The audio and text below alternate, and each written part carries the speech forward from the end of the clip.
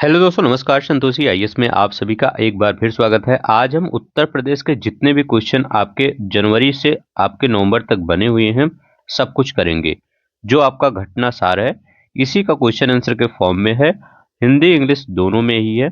आप यहाँ पर जो भी आप करेंगे क्वेश्चन, वो आपके सभी घटना सार में ये थ्योरी के फॉर्म में दिए गए हैं। तो चलते हैं, हम शुरू करते हैं बिना किसी देरी के। देखिए, यहाँ पर एक प्रॉब्लम है। आपका वीडियो इस समय प्रॉपर इसलिए नहीं आ पा रहा है, तो प्रॉब्लम ये है कि जो माइक है, वो मैंने आपको बताया था कि माइक में थोड़ा सा प्रॉब्लम आ गया है। अब वीडियो में रिकॉर्ड कर रहा हूँ, मुझे भी नहीं पता कि आवाज़ आ रही है कि नहीं। अब रिकॉर्ड होने के बाद ही पता चलेगा कि इसमें रिकॉर्ड आवाज़ आ रही है। तो चलते हैं, देखते हैं। रिकॉर्ड होने के बाद अगर अच्छा किस्मत रहेगा तो आएगी आवाज़ और वीडियो अपलोड हो जाएगा। अगर नहीं होगा तो ये देखिए, मैंने ऑर्डर कर दिया था, बट क्या हुआ था, ये उसमें प्रोसेस लगता है। मैंने उसमें स्पीड मतलब फास्ट डिलीवरी भी ऑप्शन किया था, लेकिन तब भी वो 2-3 दिन समय लगा ही रहे हैं। तो चलते हैं, देखते हैं किस प्रकार से हम कुछ भी करके यहाँ पर जो पुराना माइक है, इसी का यूज करके हम कुछ कर लेते हैं क्वेश्चन। ठीक है, तो चलते हैं। यहाँ पर 180 क्वेश्चन है, देखते हैं। पूरा देखिएगा, हर एक क्वेश्चन आपको समझ में आ जाएगा। What is the primary purpose of Uttar Pradesh digital media policy 2024? मतलब कह रहे हैं ये कि उत्तर प्रदेश डिजिटल मीडिया नीति 2024 है का मुख्य उद्देश्य क्या है। देखिए, अभी उत्तर प्रदेश कैबिनेट द्वारा एक बैठक में मंजूरी दी गई थी कि उत्तर प्रदेश में डिजिटल मीडिया नीति 2024 लागू किया जाए। अब ये किनके लिए है? ये जो इंस्टाग्राम चलाते हैं, फेसबुक चलाते हैं, यूट्यूब चलाते हैं, उनके लिए ये अच्छा है। क्यों? यहाँ पर बताया गया है कि जो गवर्नमेंट की स्कीम आती हैं, देखते नहीं बहुत सारी स्कीम आती हैं, तो उन गवर्नमेंट स्कीम को आप प्रमोट करिए। तो आप जानते होंगे, to spread awareness about government scheme through digital media. जैसे आपके पास अगर अच्छे खासे सब्सक्राइबर हैं, बेस है, व्यू अच्छा जाता है, तो आप क्या कर सकते हैं, यहाँ पर गवर्नमेंट की स्कीम को आप तो मतलब उसको आप स्प्रेड कर सकते हैं अवेयरनेस के लिए, और आपको गवर्नमेंट पैसा देगी। तो बस यही इसका स्कीम है। तब इसमें थोड़ा क्वेश्चन बन जाता है, देखते हैं किस प्रकार से क्वेश्चन ये बनता है। करें, उत्तर प्रदेश डिजिटल मीडिया नीति 2024 के तहत इंस्टाग्राम पर इन्फ्लुएंसर के लिए अधिकतम भुगतान सीमा क्या है। कह रहे हैं, अगर इंस्टाग्राम आप चलाते हैं, आपके लिए आपके पास अच्छे खासे फॉलोवर हैं, तो उनको कितना रुपए भुगतान दिया जा सकता है। तो कितना रुपए भुगतान दिया जा सकता है, तो अगर इंस्टाग्राम होल्डर हैं तो उनके लिए 3 लाख रुपए का प्रावधान है। याद रखिए, जो एक्स है, एक्स के लिए कितना है, 5 लाख रुपए। जो एक्स चलाते हैं, जिसको आप ट्विटर कहते हैं। इस फेसबुक, अगर जिसके पास फेसबुक पे अच्छे खासे हैं, तो वो उसके लिए क्या कितना है, 4 लाख रुपए। ये महीने का सैलरी बता रहे हैं, ये कह रहे हैं प्रति माह निर्धारित की गई है। अब ये कितना सही है कितना गलत है, अब मुझे नहीं पता, लेकिन जो लिखा गया है मैं उसी का क्वेश्चन यहाँ बनाया हूँ। 3 लाख रुपए इंस्टाग्राम वाले को। अब यहाँ पर देखते हैं, उत्तर प्रदेश डिजिटल मीडिया नीति 2024 निम्नलिखित में से कौन सा सोशल मीडिया प्लेटफॉर्म उल्लिखित नहीं है। तो आपका ट्विटर भी है, फेसबुक भी है, इंस्टाग्राम भी है। ट्विटर का कितना है, तो ट्विटर का 5 लाख रुपए है, ये फेसबुक का 4 लाख है, और इंस्टाग्राम का 3 लाख रुपए है, लेकिन टिकटॉक का कोई रुपया नहीं है। ठीक है, अब आप पूछेंगे यूट्यूब का कितना है, तभी यूट्यूब का भी बताते हैं। इस नीति के तहत आपत्तिजनक राष्ट्र विरोधी सामग्री पोस्ट करने पर दंड भी है। अब देखिए, सरकार ने कहा है कि आप क्या कर सकते हैं, सिर्फ जो गवर्नमेंट स्कीम है उसको आप अवेयरनेस के लिए पोस्ट कर सकते हैं, लेकिन अगर राष्ट्र विरोधी आपने कोई गतिविधियां किया तो क्या होगा, आपको आपको 3 साल की लाइफ इम्प्रीजमेंट मिलेगी। याद रखिएगा, 3 साल की कैद की सजा मिल सकती है। तो बी वाला आंसर यहाँ पर सही हो जाएगा। अब यहाँ पे क्या कर रहे हैं कि डिजिटल मीडिया नीति 2024 के तहत सोशल मीडिया प्लेटफॉर्म को कितनी श्रेणियों में बांटा गया है। तो कह रहे हैं कितनी श्रेणियों में बांटा गया है, तो इनको 4 श्रेणियों में बांटा गया है। याद रखेंगे कितने श्रेणियों में, 4 श्रेणियों में बांटा गया है। अब कौन कौन सी वो 4 श्रेणियां हैं, तो याद रखेंगे कौन कौन सी आपकी 4 श्रेणियां हैं। तो 4 श्रेणियाँ वही होंगी, जैसे किसी का फॉलोअर ज़्यादा है, किसी का सब्सक्राइबर ज़्यादा है, तो ये सब जो जैसे आपका ये एक्स पे है, ठीक है, तो ऐसे ऐसे श्रेणियों में बांट दिया गया है, तो उसी श्रेणियों पर देखा जाएगा किसका कितना सब्सक्राइबर कितना फॉलोअर है, उसी के हिसाब से पैसा दिया जाएगा। तो याद रखेंगे 4 श्रेणियों में बांटा गया है। अब यहाँ पर देखते हैं, करें हैं उत्तर प्रदेश डिजिटल मीडिया नीति 2024 के तहत यूट्यूब इन्फ्लुएंसर के लिए उच्चतम फॉलोअर संख्या का अधिकतम भुगतान कितना है। तो ये करें यूट्यूब के लिए कितना होगा, तो यूट्यूब के लिए याद रखेंगे, अगर यूट्यूब पर वीडियो के लिए, तो वीडियो के लिए 8 लाख रुपए है, ठीक है, 8 लाख रुपए प्रतिमाह निर्धारित किया गया है। अब यहाँ पर देखते हैं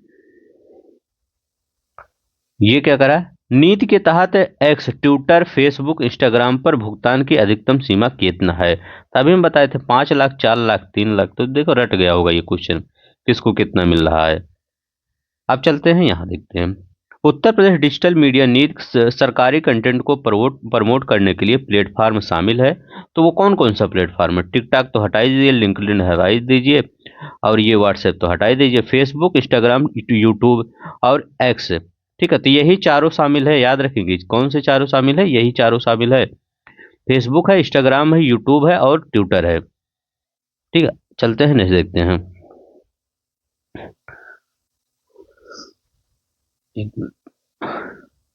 ये वाला बताइए। अब न्यू क्वेश्चन आ रहा है, अब क्वेश्चन आपका सही है, अब तक तो आपका फेसबुक ट्विटर इससे था। अब यहाँ देखते हैं 9वां क्वेश्चन क्या कर रहा है। 180 क्वेश्चन है, 180 क्वेश्चन आप इसको टेस्ट की तरह भी ले सकते हैं, और आप करेंगे हर एक क्वेश्चन आपको पूरे याद हो जाएगा। उत्तर प्रदेश के किस शहर को आर्टिफिशियल इंटेलिजेंस और मशीन लर्निंग का हब बनाया जाएगा। अब देखिए यहाँ पर क्या आपका क्वेश्चन टॉपिक था, उत्तर प्रदेश के 5 शहरों को आईटी सिटी बनाने का प्रस्ताव। इसको हमने टेलीग्राम पे डाला भी था, जो बच्चे टेलीग्राम पे जुड़े होंगे उनको पता होगा। अब देखिए क्या होगा, 5 शहरों को क्या बनाया जाएगा, आईटी सिटी बनाया जाएगा। तो अब वो 5 शहर आपके कौन से होंगे ये भी याद रखेंगे। पहला शहर कौन सा है, गौतम बुद्ध नगर, याद रखेंगे गौतम बुद्ध नगर।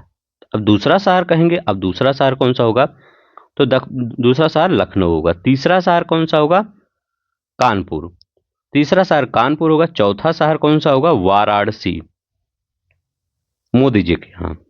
पांचवा शहर कौन सा होगा, तो पांचवा होगा प्रयागराज।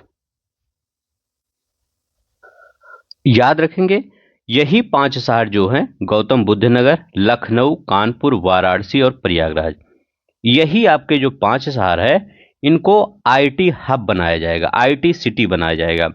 अब देखिए सबके लिए अलग अलग वो मानक तैयार किया गया है।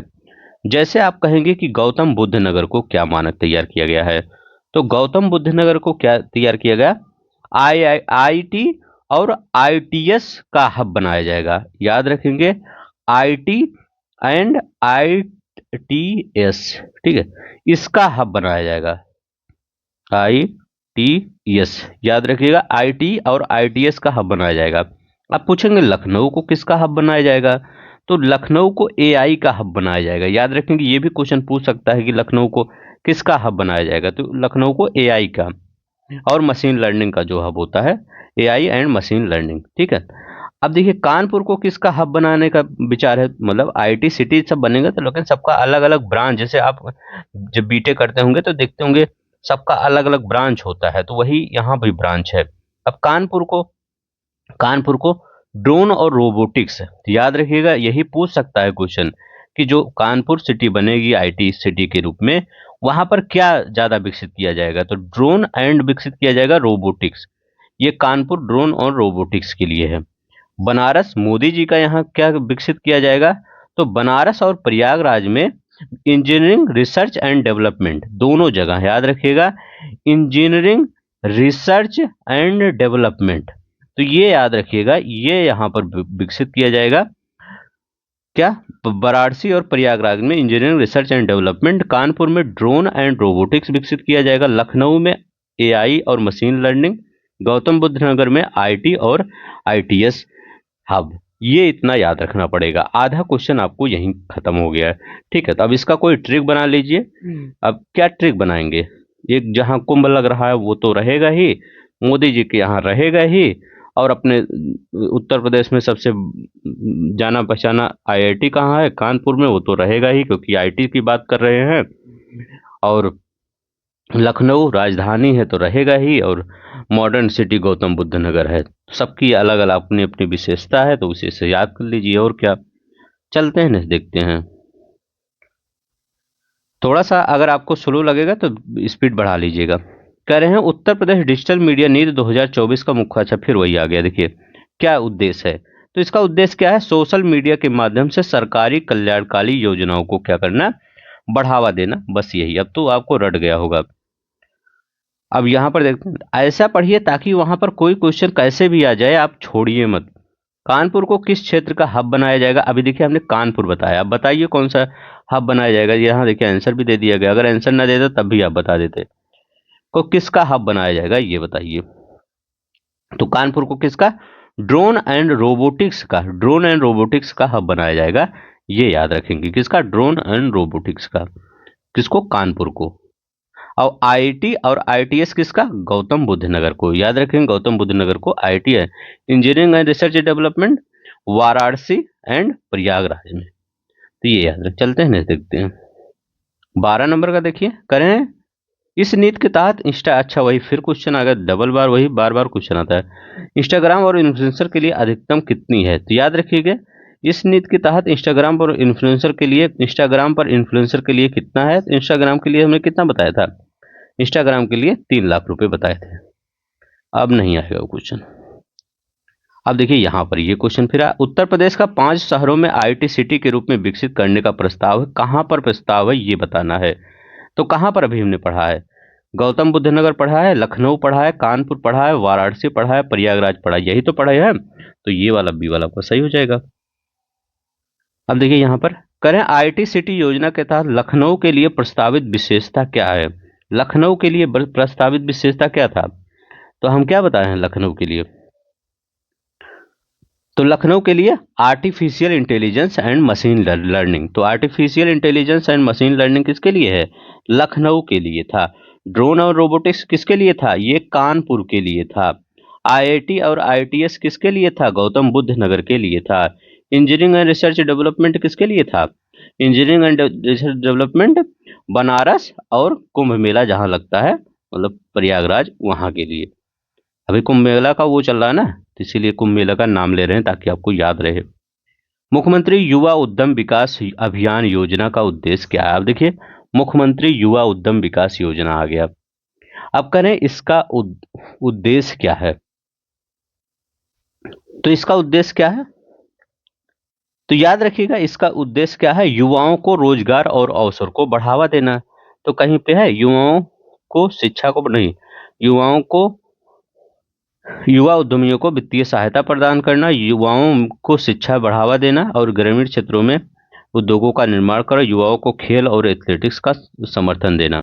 तो इसमें क्या होगा, आपका बी वाला होगा, क्या होगा, युवा उद्यमियों को वित्तीय सहायता प्रदान करना। याद रखेंगे युवाओं को क्या किया जाएगा, वित्तीय सहायता प्रदान किया जाएगा। अब इसकी घोषणा कब की गई, हो सकता है यही पूछ ले कि यह मुख्यमंत्री जो युवा अभियान है इसकी घोषणा कब की गई थी, तो इसकी घोषणा 15 अगस्त 2024 को की गई थी। याद रखेंगे 15 अगस्त 2024 को की गई थी। अब दूसरा क्वेश्चन ये क्या पूछेगा, 10 लाख नए एमएसएमई, याद रखिएगा मीडियम, याद रखिएगा एमएसएमई, जिसको आप कहते हैं सूक्ष्म लघु और मध्यम उद्योग। अब देखिए इसमें क्या, इसी को स्थापित करने का लक्ष्य है ताकि 50 लाख लोगों को रोजगार दिया जा सके। तो यह याद करिए, रोजगार मतलब लास्ट क्या होगा, पैसा ही मिलेगा, वित्तीय मिलेगा, वित्तीय से लगाइए बस। अब ये वाला क्वेश्चन क्या कर रहा है, दुनिया का पहला एशियाई किंग गिद्ध संरक्षण और प्रजनन केंद्र कहाँ उद्घाटित, मतलब इनोग्रेट किया गया है, तो कहाँ पर किया गया है, तो याद रखेंगे ये महाराजगंज में, गोरखपुर मत लगाइएगा क्योंकि गोरखपुर वन प्रभाव के क्षेत्र में है, ये कैंपियरगंज रेंज वहीं पर, लेकिन जिला कौन सा होगा, महाराजगंज जिले में ये मतलब प्रजनन केंद्र स्थापित किया गया है। कहाँ पर, महाराजगंज जिले में। अब महाराजगंज जिले का कौन सा स्थान है, तो भारी वैसी में स्थापित, याद रखेंगे भारी वैसी, यहीं पर स्थापित, भारी वैसी में स्थापित ये दुनिया का पहला जटायु राजगिद्धराज जो है संरक्षण और प्रजनन केंद्र है। तो ये याद रखिएगा महाराजगंज। नेक्स्ट देखिए, या कैंपियरगंज दे सकता है या महाराजगंज दे सकता है। ठीक है, तो ये याद रखेंगे। चलते हैं नेक्स्ट देखते हैं। 17 नंबर का है, मुख्यमंत्री युवा उद्यम विकास अभियान योजना के तहत एमएसपी के लिए मुख्य लक्ष्य क्या है? तो बताइए एमएसपी के लिए मुख्य लक्ष्य क्या? अच्छा, वहां पर एक चीज और याद रखेंगे, ये जो आपका ये जटायु गिद्धराज हैं, इनको किस श्रेणी में आयुसीएन के रखा गया? तो ये भी तो पूछ सकते हैं कि ये किस श्रेणी में रखा गया है। तो ये किस श्रेणी में रखा गया? गंभीर रूप से संकटग्रस्त, क्रिटिकली इंडेंजर्ड श्रेणी में रखा गया है। तो याद रखिएगा गंभीर रूप से संकटग्रस्त श्रेणी में रखा गया है। अब ये बताइए एमएसएमई के लिए लक्ष्य क्या है? यहाँ पर मुख्यमंत्री युवा उद्यम, तो अभी हमने कितना लक्ष्य बताया था मुख्यमंत्री युवा उद्यम योजना में? तो याद रखेंगे 10 लाख नए एमएसपी, न्यू एमएसपी 10 लाख, कितना 10 लाख नए एमएसपी का उद्घाटन, मतलब लक्ष्य स्थापित करना, और कितने रोजगार देना? 50 लाख रोजगार देना, इसका लक्ष्य मुख्यमंत्री युवा उद्यम अभियान योजना। यही सब क्वेश्चन पूछा जाता है कि इसका लक्ष्य क्या है, इसको मतलब इसमें कितना ये नया एमएसपी स्थापित किया जाएगा? तो 10 लाख एमएसपी स्थापित किया जाएगा, बस इतना याद रखेंगे। 18 नंबर का क्या कह रहा है? एक जिला एक विश्वविद्यालय योजना के तहत सहारनपुर में पहले चल रहे विश्वविद्यालय का नाम क्या है? देखिए हर जगह क्या किया जाएगा, हर जिले में 18 मंडल के सभी जिलों में क्या किया जाएगा, एक जिला एक विश्वविद्यालय योजना चालू किया जाएगा। इसमें सहारनपुर में एक पहले से संचालित हो रही है, तो उसका नाम क्या है पूछ रहे हैं। तो उसका नाम क्या है जो सहारनपुर में चालू हो रही है? तो सहारनपुर में जो चालू है उसका नाम माँ शाकुंभरी देवी विश्वविद्यालय। तो ए वाला यहाँ पर सही हो जाएगा, माँ शाकुंभरी देवी विश्वविद्यालय है इसका। ठीक है, अब देखिए और भी कहीं से, जैसे मुरादाबाद में कौन सा है? तो मुरादाबाद में कौन सा है आपका? तो मुरादाबाद में गुरु जम्बेश्वर, ये मुरादाबाद बी वाला अगर देखेंगे तो मुरादाबाद के में जो एमएसबी जो एक जिला एक विश्वविद्यालय के नाम से योजना चल रही है, योजना उसमें जो विश्वविद्यालय स्थापित है उसमें क्या है? गुरु जम्बेश्वर विश्वविद्यालय। तो ये जो मुरादाबाद के होंगे उनको पता होगा, गुरु जम्बेश्वर विश्वविद्यालय। तो भी ये वाला हो गया। अब यहाँ पर एक मिर्जापुर में भी चल रहा है, तो मिर्जापुर में विंध्यवासिनी विश्वविद्यालय, याद रखेंगे मिर्जापुर में विंध्यवासिनी विश्वविद्यालय चल रहा है। कुशीनगर में, तो कुशीनगर में महात्मा बुद्ध, याद रखेंगे महात्मा बुद्ध कृषि और प्रौद्योगिकी विश्वविद्यालय, ये कुशीनगर में इसी के तहत चलाया जा रहा है। मिर्जापुर में विंध्यवासिनी बता दिए। देवी पाटन में पूछ सकता है, तो देवी पाटन में पट्टेश्वरी विश्वविद्यालय चलाया जा रहा है। ये उसी के तहत विश्वविद्यालय सब चलाए जा रहे हैं। ठीक है, तो चलते हैं नेक्स्ट देखते हैं। अब यहाँ पर देखते हैं, एक जिला एक विश्वविद्यालय योजना के तहत निम्नलिखित में से कौन सा नया विश्वविद्यालय प्रस्तावित है? बताइए कौन सा एक नया विश्वविद्यालय प्रस्तावित है?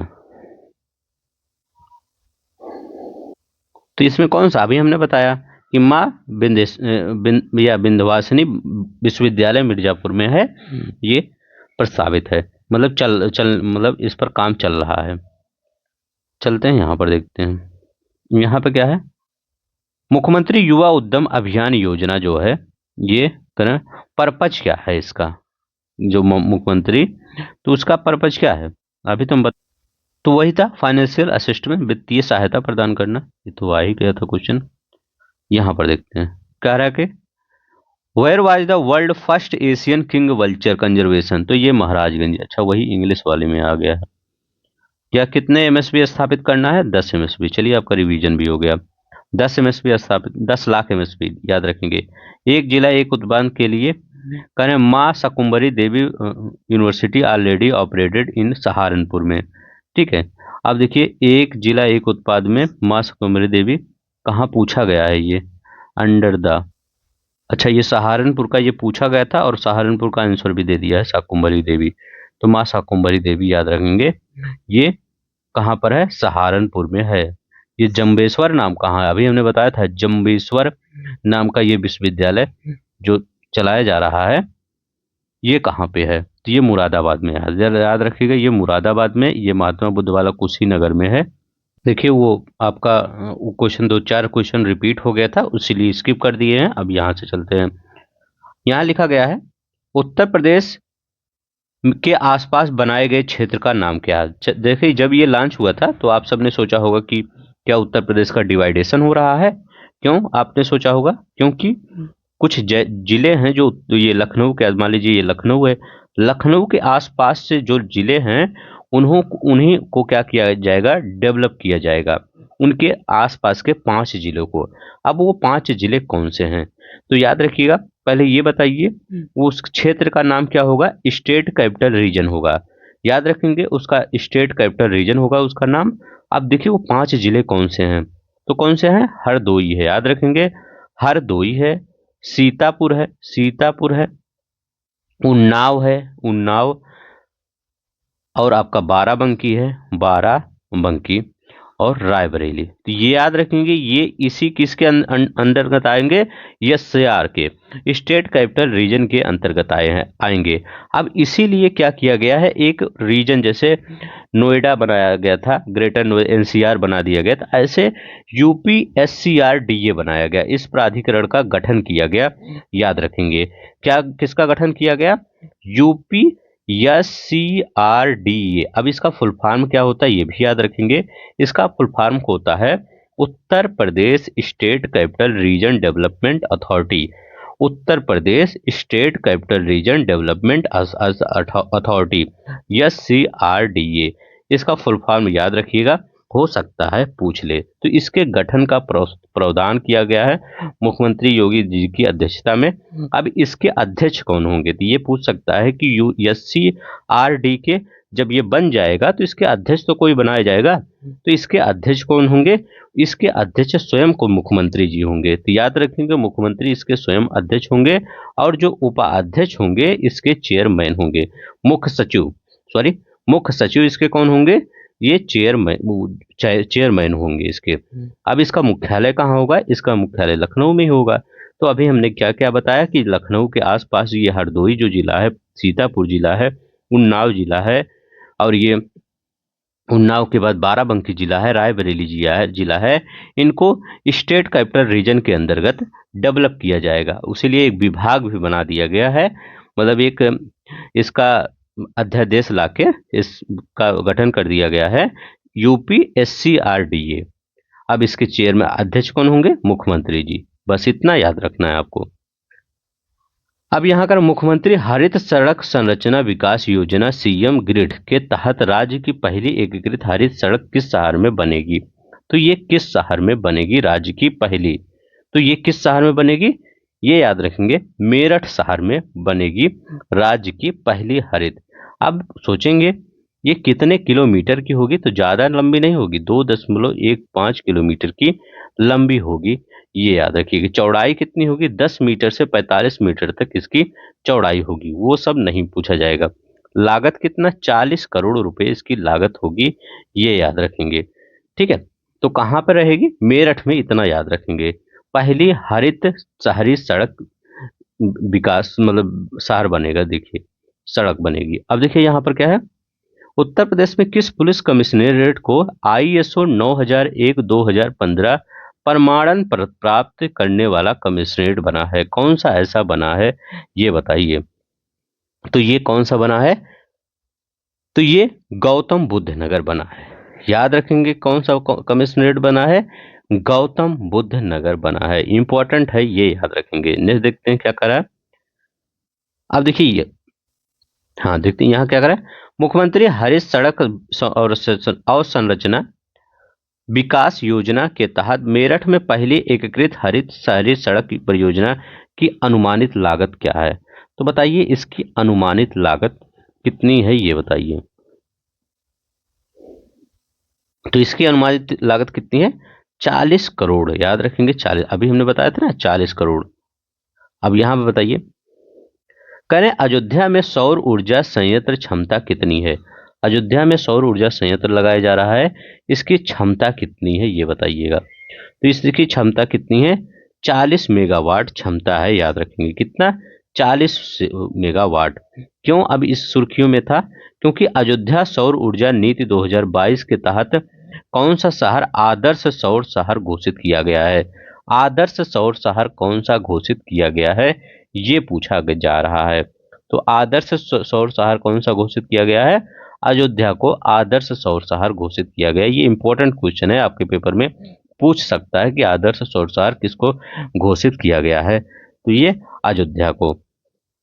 अब देखिए नेक्स्ट देखते हैं। अच्छा, एक क्वेश्चन आपका यहाँ पर छूट गया था कि गोरखपुर में पहला सैनिक स्कूल, देखिए ये सिंपल था, सभी को पता था, इसलिए मैं यहाँ नहीं लिया। गोरखपुर में क्या किया जाएगा? पहला सैनिक स्कूल बनाया जाएगा। ठीक है, तो कहाँ पर? गोरखपुर में। गोरखपुर में क्या किया जाएगा? पहला सैनिक स्कूल का लोकार्पण किया, किसने किया था? उपराष्ट्रपति जयदीप धनखड़ ने किया था। कब किया था? 7 सितंबर 2024 को किया था। याद रखेंगे, 7 सितंबर 2024 को किया था, इस मतलब इसका लोकार्पण किया गया था। ठीक है, बस इसमें यही इतना याद रखिए। अब देखिए इसमें हॉस्टल भी बनेंगे। हॉस्टल के नाम होंगे शहीद भगत सिंह हॉस्टल, शहीद पंडित राम प्रसाद बिस्मिल हॉस्टल, बंधु हॉस्टल, रानी लक्ष्मीबाई के नाम पर हॉस्टल बनेगा। तो याद रखिएगा पूर्वांचल का यह पहला हॉस्पिटल, वो मतलब सॉरी, पहला सैनिक स्कूल होगा। ठीक है, अब ये याद रखेंगे। चलते हैं नेक्स्ट देखते हैं। यहाँ पर देखिए, और एक क्वेश्चन और था, ये वो भी बता देते हैं। एक क्वेश्चन ये था कि कानपुर के हाईलाइट में पहला, ये प्रदेश का पहला हाईलाइट है जहां पर स्किन बैंक खुला है। तो हाईलाइट स्कूल मतलब हाईलाइट अस्पताल देखें कानपुर में है, तो वहां पर क्या है? पहला ये मतलब किया गया है स्किन बैंक। ठीक है, तो स्किन बैंक की शुरुआत कहाँ की गई है? कानपुर के हाईलाइट अस्पताल में की गई है, ये याद रखेंगे। अब चलते हैं अपने क्वेश्चन पर। ये दो क्वेश्चन छूटा था, हमने आपको बता दिया। उत्तर प्रदेश में वैदिक 3D संग्रहालय कहाँ बन रहा है? तो उत्तर प्रदेश में वैदिक 3D संग्रहालय ये कहाँ बन रहा है? तो ये कहाँ बन रहा है? वाराणसी में बन रहा है। याद रखेंगे, वाराणसी में बन रहा है। नेक्स्ट देखते हैं। यहाँ पे क्या रखा है? अगस्त 2024 में सोनभद्र पुलिस लाइन को कौन सा अंतर्राष्ट्रीय प्रमाण प्राप्त हुआ? अभी किसको प्राप्त किया गया था? कमिश्नरेट को, नोएडा को। याद रखेंगे, किसको? वो सॉरी, गौतम बुद्ध नगर, मतलब वही नोएडा, तो उसी कमिश्नरेट को प्रदान किया गया था। अब ये कह रहे हैं कि सोनभद्र पुलिस लाइन को प्रदान किया गया है। किसको? सोनभद्र। तो कौन सा प्रदान किया गया? तो यही पहले याद रखेंगे कि सोनभद्र पुलिस लाइन को प्राप्त किया गया है। इसका कौन सा है? ISO 9001-2015। याद रखेंगे, ए वाला आंसर सही होगा। ISO 9001-2015 ये किसको? सोनभद्र पुलिस लाइन को अंतर्राष्ट्रीय प्रमाण प्राप्त हुआ है। नेक्स्ट देखते हैं। अब ये इंपॉर्टेंट क्वेश्चन करें, सलखान जीवाश्म पार्क कहाँ स्थित है? सलखान जीवाश्म पार्क कहाँ, किस लिए सुर्खियों में है? विश्व धरोहर सूची में शामिल कराने का इसका प्रस्ताव है, रखा गया है। तो सलखान जीवाश्म पार्क कहाँ पर है? तो याद रखेंगे ये सोनभद्र जिले में है। कहाँ पर है? सोनभद्र जिले में। नेक्स्ट देखते हैं। करें, भारत का पहला स्किन बैंक कहाँ खोला गया है? अच्छा, ये देखिए क्वेश्चन है यहाँ पर। तो भारत का पहला स्किन बैंक कहाँ खोला गया है? तो अभी हमने क्या बताया था? भारत का पहला स्किन बैंक खोला गया था। कहाँ खोला गया था? तो ये मुंबई में खोला गया था, भारत का पहला स्किन बैंक। लेकिन अभी जो खोला गया है वो कहाँ पर खोला गया है? ये खोला गया है कानपुर में, हाईलाइट में। ठीक है, तो ये याद रखेंगे। यहाँ मुंबई था लिखा गया है ना, तो ये मुंबई होगा। यहाँ पर देखिए ये क्या कर रहा है, उत्तर प्रदेश में लखनऊ के आसपास बनाए गए क्षेत्र का नाम क्या है? तो उत्तर प्रदेश में कौन सा SCR क्षेत्र बना है? तो यहाँ पर मेरठ लगा दीजिए। जो क्वेश्चन रिपीट होगा उसको हम आगे बढ़ जाएंगे, उसमें ज़्यादा हम आपका समय नहीं, क्योंकि वो सिर्फ आपके रिवीजन के लिए रखा गया है बस। ये देखिए, कमिश्नरेट किसको प्राप्त? गौतम बुद्ध नगर को ISO 9001-2015 कमिश्नरेट प्राप्त किया गया है, प्रदान किया गया था। मतलब आपके लिए हेल्पफुल ही होगा, ताकि आपको याद ही रहे। देखिए, हरित अवसंरचना जो है मेरठ में पहली एकीकृत हरित सड़क परियोजना है। कितना? 40 करोड़ की लागत है बस। अब देखिए 3D वैदिक ये घड़ी है।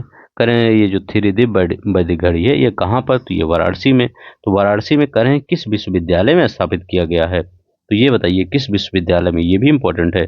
बनारस तो सब याद करके जाएंगे, लेकिन ये किस विश्वविद्यालय में? तो ये किस है? संपूर्णानंद संस्कृत विश्वविद्यालय के मुख्य भवन में। तो संपूर्णानंद सैनिक विश्वविद्यालय में, याद रखेंगे। कुछ लोग बीएचयू लगाएंगे, बीएचयू मत लगाइएगा। सोनभद्र पुलिस लाइन को आईएसओ, देखिए सोनभद्र को पुलिस लाइन को करें आईएसओ 9001-2015 प्रमाण किस श्रेणी में प्राप्त हुआ है। तो पहले तो ये याद रखिए सोनभद्र पुलिस लाइन को अंतर्राष्ट्रीय प्रमाण प्राप्त हुआ है, किस श्रेणी में प्राप्त हुआ है। अब दूसरी बात ये याद रखेंगे, तो वो उसको किस श्रेणी में प्रदान किया गया है, ये बताना है आपको। तो किस श्रेणी में प्रदान किया गया है, तो उसको प्रदान किया गया है प्रबंधन, प्रशिक्षण, सेवाएं और सुविधाएं, ये याद रहे, मैनेजमेंट, ट्रेनिंग, सर्विस, फैसिलिटी। तो बी वाला आंसर सही होगा। नेक्स्ट देखते हैं क्या करा, सलखान जीवाश्म पार्क को यूनेस्को की विश्व धरोहर सूची में शामिल करने का प्रस्ताव किस वर्ष प्रस्तुत किया गया। तो बताइए ये किस वर्ष प्रस्तुत किया गया। तो ये अभी प्रस्तुत किया गया था ना, 24 में ना। तो याद रखिए, अब देखिए किस वर्ष वो दिया गया, तो जुलाई 2024 में। तो बी वाला जुलाई 2024 में। अब देखिए यहाँ पर कहने हैं कितने वर्ष पुराने जीवाश्म पाए जाते हैं। यहाँ पर कितने वर्ष पुराने जीवाश्म पाए जाते हैं, तो कितना है, 1400 मिलियन वर्ष पुराने जीवाश्म पाए जाते हैं। अब यहाँ पे देखिए सलखान जीवाश्म पार्क किस क्षेत्र में अवस्थित है, तो मतलब किस क्षेत्र में ये अवस्थित है। तो ये किस क्षेत्र में है, कैमूर वन्यजीव अभयारण्य के पास स्थित है, near Kaimur wild life sanctuary. तो ये डी वाला आंसर सही होगा। यहाँ पर लखीमपुर खीरी जिले में बायोप्लास्टिक पार्क कहाँ स्थापित किया जा रहा है।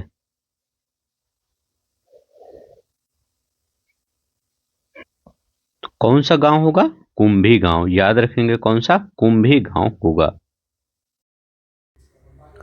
यहाँ पे क्वेश्चन कर रहा है 2023-24 में ट्रांसमिशन लाइनों को जोड़ने में उत्तर प्रदेश कितनी CKM ट्रांसमिशन लाइनें जोड़ी। तो कितनी जोड़ी हैं बताइए, CKM ट्रांसमिशन लाइन कितनी जोड़ी हैं। तो याद रखेंगे कितनी जोड़ी हैं, तो 1460, याद रख कितना जोड़ी हैं, 1460 CKM ट्रांसमिशन लाइन जोड़ी हैं। ठीक है, तो ये इतना याद रखना पड़ेगा। और पूरे उत्तर प्रदेश पूरे देश में कौन सा है, शीर्ष जोड़ने में सबसे शीर्ष पर है। तो ये अभी याद रखेंगे। तो चलते हैं नेक्स्ट देखते हैं।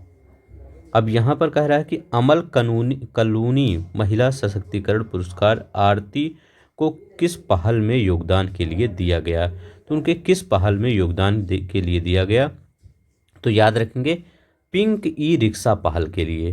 किस लिए, पिंक ई रिक्शा पहल के लिए दिया गया। अब पूछ सकता है आपसे ये किस जिले की हैं ये, तो किस जिले की हैं, ये बहराइच जिले की हैं। याद रखेंगे बहराइच जिले की हैं। अब ये किसके द्वारा दिया जाता है, तो ये लंदन में एक प्रिंस ट्रस्ट अवार्ड है, उसी के द्वारा ये दिया जाता है, अमल कलूनी एम्पावरमेंट अवार्ड। ठीक है, अब देखिए नेक्स्ट देखते हैं क्या क्वेश्चन कर रहा है। कह रहा है कि भारत का उत्तर प्रदेश का सस्टेनेबल एरोमा क्लस्टर कहाँ लॉन्च किया गया। तो ये उत्तर प्रदेश का पहला सस्टेनेबल एरोमा क्लस्टर कहाँ लॉन्च किया गया, ये भी क्वेश्चन इंपॉर्टेंट है। तो बताइए ये कहाँ पर लॉन्च किया गया। तो ये याद रखेंगे बाराबंकी के भगोली गांव में लॉन्च किया गया। कहाँ पर, बाराबंकी के भगोली गांव में। अब पूछेंगे ये किसके किसके द्वारा मिलकर लॉन्च किया, तो ये किसके किसके, CSIR central institute of medicinal and aromatic plant के द्वारा भी मिलकर लॉन्च, CIMAP जिसको आप बोलते हैं। CSI का फुल फॉर्म वैज्ञानिक और अनुसंधान औद्योगिक अनुसंधान परिषद, और ये याद रखेंगे इसका क्या फुल फॉर्म है, central institute of medicine and aromatic plant. इन दोनों के साथ मिलकर इसको बाराबंकी के भगोली गांव में सस्टेनेबल एरोमा क्लस्टर लॉन्च किया गया। तो ये भी याद रखेंगे। अब यहाँ पर क्या कहा रहा है, यहाँ पे कह रहा है उत्तर प्रदेश के पहले सस्टेनेबल एरोमा क्लस्टर में कौन सी उपज देने वाली पुदीना की किस्म लगाई गई। बताइए कौन सी लगाई गई, तो कौन सी लगाई गई, तो याद रखिएगा CIM उन्नति। कौन सी, CIM उन्नति की किस्म लगाई गई। तो इसमें कौन सा ऑप्शन होगा, ये वाला। देखिए ABCD इधर उधर लिखा गया है, उससे नहीं, तो ये कौन, CIM उन्नति हो जाएगा आपका ऑप्शन। चलते हैं नेक्स्ट देखते हैं। यहाँ पर बताइए, करें अप्रैल 2024 में उत्तर प्रदेश को कितने जीआई टैग प्राप्त हुए हैं? अप्रैल 2024 में उत्तर प्रदेश में जीआई टैग कितने प्राप्त हुए हैं? तो अभी उत्तर प्रदेश में जीआई टैग के साथ कौन सा स्थान रखता है? तो याद रखेंगे, उत्तर प्रदेश वर्तमान में 75 जीआई टैग रखता है। तो कितना रखता है? 75 जीआई टैग के साथ उत्तर प्रदेश शीर्ष पर है। अब हम कह रहे हैं कि अगर उत्तर प्रदेश 75 के साथ शीर्ष पर है तो दूसरे नंबर पे कौन सा है? तो दूसरे नंबर पे है चेन्नई सुपर किंग, मतलब तमिलनाडु। तो तमिलनाडु कौन से है? दूसरे नंबर पे है, ये याद रखेंगे। जीआई टैग के मामले में 75 उत्पादों के साथ यूपी पहले स्थान पे है और 58 उत्पादों के साथ तमिलनाडु दूसरे स्थान पर है, ये याद रखेंगे। अब नीचे देखते हैं, यहाँ पे क्या कह रहा है? करें तिरंगी बर्फी का संबंध किस ऐतिहासिक आंदोलन से है? अब कोई आंदोलन चल रहा था, वहाँ पर क्या हो रहा था? तिरंगी बर्फी बन रही थी। तो बताइए, इसको जीआई टैग मिल गया था, तो ये किससे संबंधित है? तो किसके है? स्वतंत्रता आंदोलन। याद रखेंगे, जो स्वतंत्रता आंदोलन चला था, फ्रीडम मूवमेंट चल रहा था, उसी में ये मतलब बनाया गया था इस बर्फी को। कौन से? स्वतंत्रता आंदोलन में। अब यहाँ पर देख सकते हैं कि ये जो आपका जीआई टैग 6 उत्पादों को मिला है उत्तर प्रदेश में, वो कौन कौन सी हैं, तो वो भी देख लीजिए। देखिए, पहला उत्पाद तिरंगा बर्फी, तिरंगी बर्फी। तो तिरंगी बर्फी तभी हम बता ही दिए, वाराणसी की है। किस जिले की है? वाराणसी की है। ठीक है, तो ये याद रखेंगे, तिरंगी बर्फी कहाँ की है? ये वाराणसी की है। दूसरा कौन सा मिला है? Metal casting craft. याद रखेंगे, मेटल कास्टिंग कास्टिंग और क्राफ्ट। तो मेटल कास्टिंग क्राफ्ट कहाँ की है? ये वाराणसी की है। ये भी। थारू कढ़ाई कहाँ की है? थारू कढ़ाई, तो थारू कढ़ाई कहाँ की है? लखीमपुर खीरी की है। लखीमपुर खीरी की है थारू कढ़ाई। बेंत और बांस शिल्प कहाँ की है? बेंत और बांस शिल्प, तो ये कहाँ की है, ये बताइए। तो बेंत और बांस शिल्प कहाँ की है? बरेली की है, याद रखेंगे ये। जरदोजी शिल्प कहाँ की है? किसकी? जरदोजी शिल्प। तो जरदोजी शिल्प कहाँ की है? ये बरेली की है, याद रखेंगे। कहाँ की? बरेली की है। हैंड ब्लॉक प्रिंट टेक्सटाइल किसकी है? हैंड ब्लॉक प्रिंट टेक्सटाइल, तो याद रखें टेक्सटाइल। ये कहाँ की है? पिलखुआ की है। कहाँ की? पिलखुआ की है, ये याद रखेंगे। पिलखुआ हापुड़ की है। तिरंगी barfi Varanasi. Metal casting craft ये वाराणसी। थारू कढ़ाई लखीमपुर खीरी। बेंत और बांस शिल्प बरेली की है। जरी जरदोजी बरेली की है। Hand block print textile Pilkhuwa Hapur की है। ये इतना याद रखेंगे, जो 6 मिले हैं। अब यहाँ पे कह रहा है जीआई टैग की वैधता कितने साल की होती है? तो 10 वर्षों की होती है। ये नहीं कि एक बार मिल गया तो लाइफ टाइम हो गया। 10 साल होती है। 10 साल बाद फिर उसको आपको रिन्यू कराना पड़ेगा, देखना पड़ेगा फिर वो होता है कि नहीं होता है। ठीक है, तो वो देखना पड़े। फिर अब आगे देखते हैं, जीआई टैग प्रदान करने वाली प्राधिकरण का नाम क्या है? जो जीआई टैग प्रदान करते हैं उसका प्राधिकरण का नाम क्या है? तो भौगोलिक सांकेतिक रजिस्ट्री, जियोग्राफिकल इंडिकेटर रजिस्ट्री नाम है। तो इसका आंसर ये हो जाएगा सी। यहाँ पर देखिए, कह रहे हैं नईमा खातून को अलीगढ़ मुस्लिम विश्वविद्यालय की पहली महिला कुलपति के रूप में कितने वर्षों की अवधि के लिए नियुक्त किया गया है, ये बताइए। तो कितने वर्षों के लिए? 5 वर्षों के लिए। याद रखिएगा, 5 वर्ष के लिए, या उनकी एज अगर 70 आयु हो जाती है तब तक वो रहेंगी, 70 तक, या 5 वर्ष जो भी हो। तो ये 5 वर्ष या 70। अब यहाँ पर ये 5 वर्ष 70 वर्ष नहीं याद रखिएगा, नईमा खातून याद रखिएगा। अलीगढ़ मुस्लिम विश्वविद्यालय की महिला कुलपति बनी है, फर्स्ट हैं, याद रखेंगे। महिला, पहली महिला है ये वाइस चांसलर।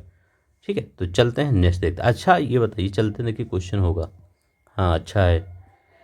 ये कह रहा है कि अलीगढ़ मुस्लिम विश्वविद्यालय एएमयू की स्थापना किसके द्वारा की गई थी? तो ये किसके द्वारा की गई थी, ये बताइए ना। तो इस किसके द्वारा? 1877 में सर सैयद अहमद खां मोहम्मद एंग्लो ओरिएंटल कॉलेज के रूप में यह स्थापित किया गया था। किसके रूप में? मोहम्मद एंग्लो ओरिएंटल कॉलेज के रूप में स्थापित किया गया था। किसने स्थापित किया था? सर सैयद अहमद खां। चलते हैं नेक्स्ट देखते हैं यहाँ पर क्या करा है। 7वीं ISARC समन्वय समिति की बैठक कहाँ पर आयोजित की गई? पूरा देखिएगा भी, जो बजट का सेशन आएगा उसमें बहुत ही अच्छी चीज़ें मैं आपके लिए बताने वाला हूँ। तो ये बताइए ये कहाँ पर आयोजित की गई? किसकी? ISARC की बैठक। तो इसकी बैठक कहाँ पर आयोजित की गई? तो वाराणसी में आयोजित की गई। कहाँ पर आयोजित की गई? वाराणसी में आयोजित की गई। किससे रिलेटेड है? चावल से रिलेटेड है, याद रखेंगे। चलते हैं अभी नेक्स्ट देखते हैं। यहाँ पे कह रहे हैं कि DMSRD कानपुर द्वारा विकसित हल्की बुलेट प्रूफ जैकेट किस मानक के अनुरूप है? तो ये किस मानक के अनुरूप है? तो ये किस मानक के अनुरूप है? BS6। तो BS6 17.051 स्तर 6, BS 17.051 लेवल 6 इसी के मानक अनुरूप है। तो ये याद रखिएगा, ये कौन सा हो जाएगा? ये वाला आंसर हो जाएगा। नेक्स्ट देखते हैं। करें आधुनिक डेटा चिप किस संस्थान द्वारा विकसित की गई है? आधुनिक डेटा चिप किस संस्थान द्वारा विकसित की गई, ये आपको बताना है। तो which institute developed the advanced data chip?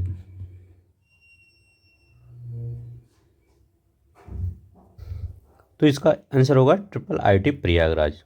ठीक है, थोड़ा सा खुद से किया करिए ताकि आपको पता चले कि हमको कितना क्वेश्चन आ रहा है। देखिए, कम मीथेन उत्सर्जन करने वाली चावल की किस्मों के विकास पर 7वीं ISARC बैठक में किसे ध्यान केंद्रित किया गया? किस पर ध्यान केंद्रित किया गया बताइए? मतलब किसने ध्यान केंद्रित किया? तो किसने ध्यान केंद्रित किया? अंतर्राष्ट्रीय चावल अनुसंधान संस्थान IRRI जिसको आप कहते हैं। तो इसका आंसर कौन सा हो जाएगा? ये सी वाला आंसर सही हो जाएगा। अंतर्राष्ट्रीय चावल अनुसंधान संस्थान IRI ने ध्यान केंद्रित किया। International rice research institute IRI। अब यहाँ पर देखते हैं, यहाँ पे क्या करा है कि एक मिनट, हाँ, यहाँ पे कह रहा है DMSRDI कानपुर द्वारा हल्की बुलेट प्रूफ जैकेट का परीक्षण कहाँ किया गया? तो हल्की बुलेट प्रूफ जैकेट का परीक्षण कहाँ पर किया गया? ठीक है, कहाँ पर किया गया? तो बताइए कहाँ पर ये किया गया? तो कहाँ पर किया गया? तो याद रखेंगे, ये चंडीगढ़ टर्मिनल बैलिस्टिक अनुसंधान प्रयोगशाला में किया गया। सी वाला आंसर सही होगा। यहाँ पर देखिए, अब देखिए प्रोजेक्ट परबीड़ है। उत्तर प्रदेश ने प्रोजेक्ट परबीड़ के तहत कितने छात्रों को कौशल प्रशिक्षण प्रदान किया है? तो बताइए प्रोजेक्ट परबीड़ के तहत उत्तर प्रदेश ने कितने छात्रों को ऐसा किया है? तो देखिए प्रोजेक्ट परबीड़ है क्या, इसमें क्या किया जाता है? छात्रों को ट्रेनिंग, स्किल ट्रेनिंग प्रोवाइड किया जाता है। तो कितने? 61,000 से अधिक, मोर देन 61,000। तो इसका आंसर डी वाला हो जाएगा। अब यहाँ पर देखिए ये क्वेश्चन बताइए, उत्तर प्रदेश में कितने साइबर पुलिस स्टेशन स्थापित किए जाने की योजना है? तो उत्तर प्रदेश में कितने साइबर पुलिस स्टेशन स्थापित किए जाने की योजना है? ये भी अच्छा क्वेश्चन है। तो याद रखेंगे, उत्तर प्रदेश के 57 जिलों में साइबर पुलिस स्टेशन स्थापित किए जाने की योजना है। कितने जिलों में? 57 जिलों में, 57 जिलों में। याद रखेंगे कितने? 57 जिलों में।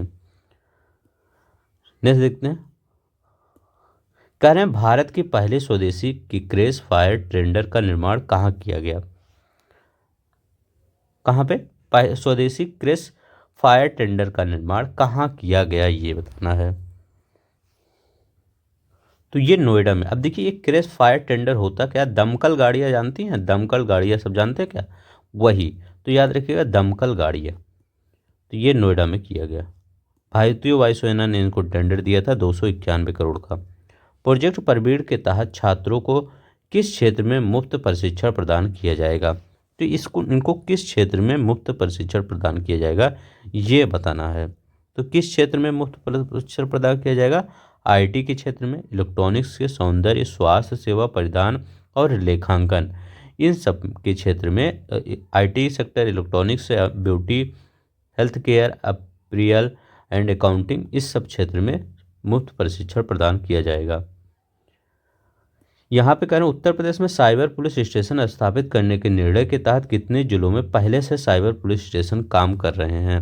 ये कह रहे हैं कि जो साइबर पुलिस स्टेशन स्थापित किया जाएगा वो पहले से कितने जिलों में काम कर रहे हैं, ये बताना है। तो कितने होंगे, 18 जिलों में। अभी 57 में स्टार्ट किया गया है तो 18 और पहले से ही हैं तो ये सब हो जाएगा 75। अब यहाँ पर देखते हैं, यहाँ पे क्या करा, उत्तर प्रदेश के गोंडा जिले में कछुआ संरक्षण रिजर्व का उद्देश्य क्या है। तो कहाँ पे किया गया, गोंडा जिले में कछुआ संरक्षण मतलब कंजर्वेशन किया गया है, किसका, टर्टल का। तो ये बताए ना करें इसका उद्देश्य क्या है, तो बताइए इसका उद्देश्य क्या हो सकता है। तो इसका उद्देश्य क्या होता है, ये कछुआ और जैव विविधता का संरक्षण करना। ठीक है, तो ये याद रखिएगा, बी वाला आंसर सही हो जाएगा, यही करना है, बायोडायवर्सिटी कंजर्वेशन ऑफ टर्टल्स। नहीं देखते हैं यहाँ पे क्या करेंगे, गोंडा जिले में प्रस्तावित कछुआ संरक्षण रिजर्व कितने किलोमीटर क्षेत्र में शामिल किया गया। तो आपको सिर्फ इतना ये याद रखना है कि गोंडा जिले में, अब ये भी याद रख लीजिए कि कितने किलोमीटर क्षेत्र में, तो कितने, 2 किलोमीटर, सरजू नदी है उसी के आसपास, याद रखेंगे 2 किलोमीटर क्षेत्र है। चलते हैं नेक्स्ट देखते हैं। अब देखिए ये क्वेश्चन अच्छा है, चित्रकूट में डिफेंस कॉरिडोर की स्थापना के लिए कुल क्षेत्रफल कितना होगा। जो चित्रकूट में डिफेंस कॉरिडोर बन रहा है उसका कह रहे हैं जो कुल क्षेत्रफल कितना होगा ये बताना है। तो कितना होगा, 102 हेक्टेयर होगा। कितना, 102 हेक्टेयर होगा। यहाँ पे क्या रहे हैं, बेस्ट टू वंडर पार्क का निर्माण किस स्थान पर किया जाएगा। तो कह रहे हैं बेस्ट टू वंडर पार्क जो है उसका निर्माण किस स्थान पर किया जाने की योजना है। तो कहाँ पर किया जाएगा, ये प्रयागराज में किया जाएगा बेस्ट टू वंडर पार्क। ठीक है, अब पहले से ही कहाँ पर, कानपुर, वो लखनऊ में पहले से ही मौजूद है।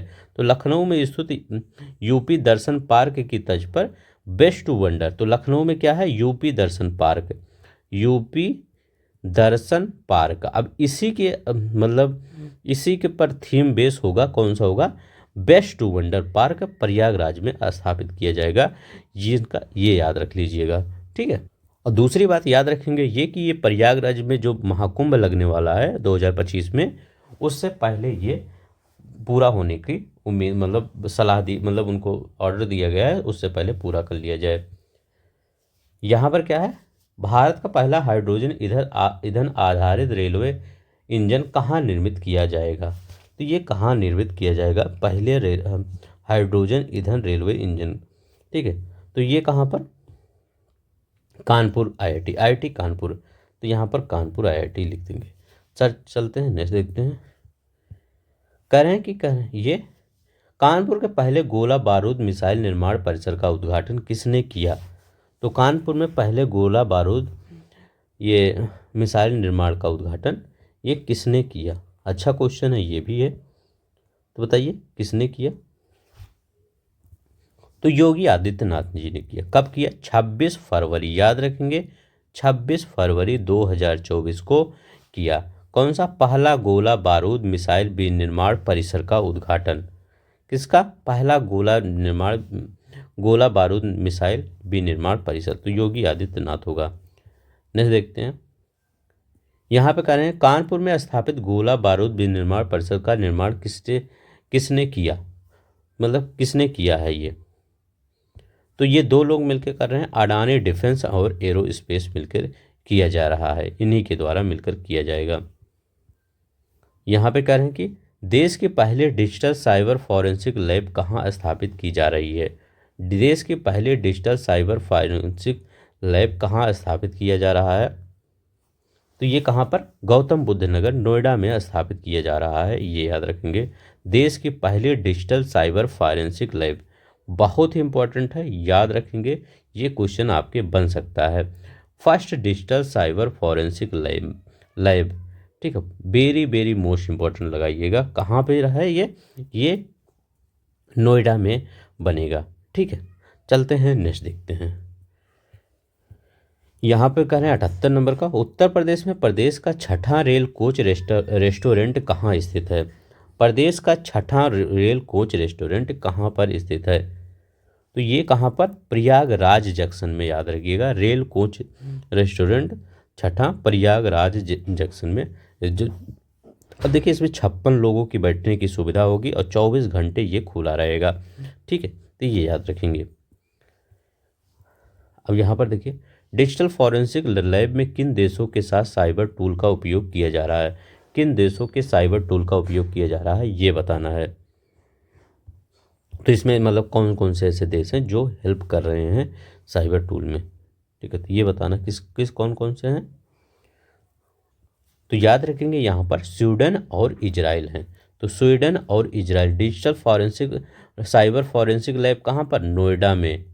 ठीक है, और इसमें किस देश का हेल्प लिया जा रहा है साइबर टूल का? तो स्वीडन और इजराइल। आप जानते हो इजराइल कितने साइबर ये सब में कितना आगे है, तो स्वीडन और इजराइल। तो ये याद रखेंगे, बी वाला आंसर हो जाएगा। नेक्स्ट देखते हैं। अब 80 नंबर का क्वेश्चन कर रहे हैं, बजट से क्वेश्चन अब आ रहा है आपका। अब देखिए ध्यान से पढ़िएगा, यहाँ पर मैं कुछ मतलब चीज़ें एक्स्ट्रा भी चीज़ें बताने वाला हूँ। उत्तर प्रदेश का बजट 2024-25 का आकार कितना है? अभी देखिए यही क्वेश्चन आपके पेपर में पूछा गया था। तो कितना है आकार यहाँ पर?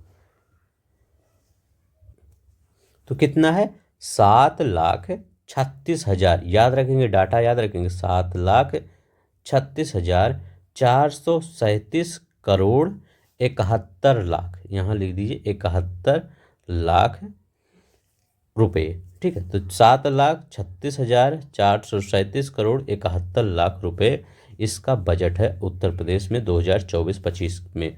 ठीक है, नेक्स्ट देखते हैं। ये वाला क्वेश्चन बताइए, कह रहे हैं कि उत्तर प्रदेश का राज्य बजट 2024-25 किस तिथि को प्रस्तुत किया गया? कह रहे हैं किस तिथि को प्रस्तुत किया गया? तो कब प्रस्तुत किया गया? 5 फरवरी 2024 को प्रस्तुत किया गया। और किसने किया?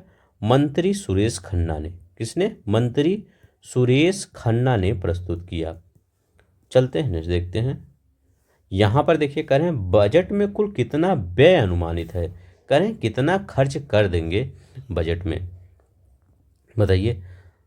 तो बजट में कितना व्यय अनुमानित है? 7,36,437 करोड़ 71 लाख रुपए बजट में व्यय अनुमानित किया गया है। तो ये याद रखेंगे, कितना? 7,36,437 करोड़ रुपये व्यय। तो यहाँ पर कौन सा ए ऑप्शन हो जाएगा। नेक्स्ट देखते हैं। ये 7,36,437 याद रखेंगे। अब यहाँ पर क्या कहा? ये भी अच्छा क्वेश्चन है। राज्य में बजट का राजकोषीय घाटा कितना अनुमानित है? कह रहे हैं जो बजट का राजकोषीय घाटा है वो कितना अनुमानित है? तो कितना अनुमानित है? तो कितना है? 86,530.51 लाख करोड़ रुपए अनुमानित है। तो 86,000 याद रखेंगे। राजस्व घाटा जो पूछ रहे। अब यहाँ पर देखिए बजट में कुल प्राप्तियाँ कितनी हैं? कह रहे हैं बजट में जो कुल प्राप्तियाँ हैं वो कितनी हैं अनुमानित? तो इसका आंसर हो जाएगा 7,21,333.82 लाख रुपए। ये याद रखिएगा, 7,21,333 करोड़ 82 लाख रुपए। ये याद रखेंगे कितनी है? ये प्राप्तियां हैं। याद रखिएगा ये प्राप्तियां हैं। और अगर मैं कहूँ का व्यय कितना है, तो व्यय अभी हमने पीछे शायद बताया था 7,36,437 करोड़ 71 लाख। ठीक है, 71 लाख। ठीक है, तो ये याद रखिएगा 7,36,437 करोड़ 71 लाख रुपए व्यय। तो पूंजियाँ प्राप्तियाँ व्यय ये सब याद रखेंगे। नेक्स्ट देखते हैं। यहाँ पर देखिए 2024-25 में प्रदेश में जीडीपी का अनुमानित आकार क्या है? तो प्रदेश में जीडीपी का अनुमानित आकार क्या है ये बताना है 2024-25 में।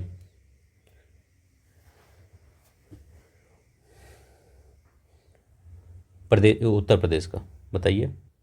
तो कितना है? 25 लाख करोड़ पहुंचने का अनुमान है। कितना? 25 लाख करोड़ रुपए पहुंचने का अनुमान है। ये याद रखिएगा, अच्छा क्वेश्चन है। अब चलते हैं देखते। अच्छा यहाँ पर एक चीज़ और देख लेते हैं। यहाँ पर हम देख लेते हैं, क्योंकि वो टेबल भी आपको याद होना चाहिए जो आपके बुक में बना है। तो उस टेबल में जो धन का आवंटन किया गया है वो किस हिसाब से किया गया है उसको हम देख लेते हैं। पहले सबसे ज़्यादा कहाँ पर किया गया है धन का आवंटन, तो सबसे ज़्यादा शिक्षा पर किया गया है, ये याद रखेंगे। शिक्षा पर कितना लगभग किया गया है, तो 76,035 करोड़ रुपए। तो मैं लिख देता हूँ 76,035 करोड़ रुपए किस पर किया गया है, ये शिक्षा पर किया गया है। ऊर्जा पर कितना किया गया है, ऊर्जा पर तो ऐसे मतलब एक अनुमान लगा लीजिए ताकि आपको आसानी हो वहाँ पर करने में। 57,071 करोड़ रुपए ऊर्जा पर। पुलिस पर कितना किया गया है, पुलिस, तो पुलिस पर 39,516 करोड़ रुपए किया गया है, ये याद रखेंगे। पुलिस के बाद कौन सा आ जाएगा आपका, जैसे हेल्थ पे, हेल्थ, तो हेल्थ पे कितना किया गया, तो हेल्थ पे याद रखेंगे 27,006 करोड़, मतलब 27,086 करोड़ रुपए आवंटित किया गया है। तो ये किस पर हो गया आपका, ये हेल्थ पर हो गया, सॉरी। चलिए हेल्थ तो हो गया आपका। अब यहाँ पर देखते हैं कौन सा है, नगर विकास का, तो वहाँ लगभग 25,658 हो गया। ग्रामीण विकास 25,409 हो गया। तो नगर विकास में ज़्यादा, थोड़ा सा ग्रामीण विकास में कम किया गया है। अब देखिए अगर मनरेगा में देखते हैं, मनरेगा में देख लीजिए, पूछ सकता है, तो मनरेगा में 5,060 करोड़ रुपए किया गया है, ये भी याद रखिएगा। स्वच्छ भारत मिशन में 75,75 करोड़ रुपए, याद रखिएगा। स्वच्छ भारत मिशन में ये मनरेगा है और ये स्वच्छ भारत मिशन है, क्योंकि मनरेगा और स्वच्छ भारत मिशन इंपॉर्टेंट है, याद रखिएगा। सबसे ज़्यादा सर्व शिक्षा अभियान में 21,310 करोड़ रुपए, पूरे शिक्षा में तो किया गया है 76,000, लेकिन अगर सर्व शिक्षा अभियान में देखा जाए तो 21,000, ये याद रखेंगे। ठीक है, तो चलते हैं। हाँ, पंचायती राज में बता दीजिए, पंचायती राज में 21,197 करोड़ रुपए पंचायती राज में आवंटित किए गए हैं, याद रख लीजिएगा। थोड़ा सा पूरा मत याद रहिएगा, थोड़ा ओवरव्यू रहे। करें, प्रधानमंत्री किसान सम्मान निधि योजना के अंतर्गत दिसंबर 2023 तक कितनी धनराशि डीबीटी के माध्यम से खाते में हस्तांतरित की गई, किसके, प्रधानमंत्री किसान सम्मान निधि के, तो ये बताइए। तो 63,000 करोड़, 63,000 करोड़, यहाँ पर बी याद रखेंगे ये। ठीक है, तो किस में कह रहे हैं, प्रधानमंत्री किसान सम्मान निधि में। ठीक है, चलते हैं देखते हैं। अब यहाँ करें, कन्या सुमंगला योजना के तहत एक बालिका को कितनी राशि दी जाती है। कन्या सुमंगला योजना के तहत बताइए, जो बालिका है उसको कितनी राशि प्रोवाइड किया जाता है, तो कितनी, 25,000 रुपये की राशि प्रोवाइड किया जाता है। कितनी, 25,000 रुपये की राशि। देखिए यहाँ पे क्या करें, 2023-24 में महात्मा गांधी नरेगा योजना के अंतर्गत मानव दिवस सृजित किए गए। कितने मानव दिवस सर्जित किए गए थे, ये created under the Mahatma, many, how many ये पर्सन डेज वर, तो कितना, 33 करोड़, 33 करोड़ कहीं पे है, 33 करोड़, 25 करोड़ है। 2024-25 में 33 करोड़ किए गए थे। 25 करोड़ है, 28 करोड़ 68 लाख है, 30 करोड़ है, 35 करोड़ नहीं, यहाँ पर 33 करोड़ मानव दिवस सृजन किए गए थे। ये किसमें, मनरेगा में। कब पूछ रहा है, अच्छा 23-24 में पूछ रहा है, मैं सोचा ये 24-25 में लक्ष्य जो है, लक्ष्य देखिए 24-25 का जो लक्ष्य है वो याद रखेंगे। 24-25 का जो लक्ष्य है वो 33 करोड़ का लक्ष्य है। किसका है, 33 करोड़ का लक्ष्य है 24-25 में मानव दिवस सृजित करने की, किसकी, मनरेगा में। अगर आपसे पूछे 2023 में, यहाँ 2023-24 पूछ रहा है, मैं यहाँ 2024-25 समझा, 23-24 में कितना हुआ था मानव सृजन किया गया था, तो याद रखिएगा वहाँ पर आपको किया गया था 28 करोड़ 68 लाख, बी वाला आंसर सही होगा। 28 करोड़ 68 लाख मानव दिवस सृजन किया गया था। तो ये 28 करोड़ पिछला वाला याद रखिएगा, और जो लक्ष्य है 33 करोड़ ये याद रखिएगा बजट का। यहाँ पर देखते हैं, करें, प्रधानमंत्री जनधन योजना के तहत प्रदेश में कितने बैंक खाते खोले गए हैं, ये बताइए। बहुत ही इंपॉर्टेंट क्वेश्चन है। देखिए, प्रधानमंत्री जनधन योजना के तहत प्रदेश में 9 करोड़ खाते खोले गए हैं। कितना, बजट में यही बताया गया है, 9 करोड़ खाते खोले गए हैं। और उत्तर प्रदेश पूरे इंडिया में कौन से स्थान पर है, तो पहले स्थान पर है, ये भी याद रखेंगे। ठीक है, ये भी याद रखेंगे। अब देखिए नेक्स्ट देखते हैं। अब देखिए यहाँ पर क्या करें, प्रधानमंत्री सुरक्षा बीमा योजना के तहत अब तक कितने नामांकन खोले किए गए हैं, प्रधानमंत्री सुरक्षा बीमा योजना के तहत। तो ये इसमें भी हम प्रथम स्थान पर हैं। तो यहाँ पर कितना होगा, 5 करोड़ रुपए, 5 करोड़ 54 लाख नामांकन किए गए हैं। 5 करोड़ 54 लाख नामांकन प्रधानमंत्री सुरक्षा बीमा के अंतर्गत किए गए हैं। तो अभी हमने क्या बताया है, अभी हमने बताया है कि जनधन अगर पूछे तो जनधन में कितने रखें, लिखिए जन और धन। तो जन और धन में कितना में 9 करोड़। ठीक है, अगर जनधन में 9 करोड़ होगा, अगर मैं कहूँ सुरक्षा में तो 5 करोड़ 54 लाख ये नामांकन हुए हैं। जीवन ज्योति में अगर पूछूं कि प्रधानमंत्री जीवन ज्योति बीमा योजना के तहत, उसमें इसमें भी प्रथम स्थान पे है, याद रखेंगे। प्रधानमंत्री सुरक्षा में भी प्रथम स्थान पर है, जनधन में भी प्रथम स्थान में है, लेकिन जीवन ज्योति में कौन सी स्थान पर है, जीवन ज्योति में आपका ये दूसरे स्थान पर है। याद रखेंगे किस स्थान पर है, द्वितीय स्थान पर है। तो इसमें कितने, तो प्रदेश में 1 करोड़, ये प्रदेश में 1 करोड़ 90 लाख के साथ दूसरे स्थान पर है।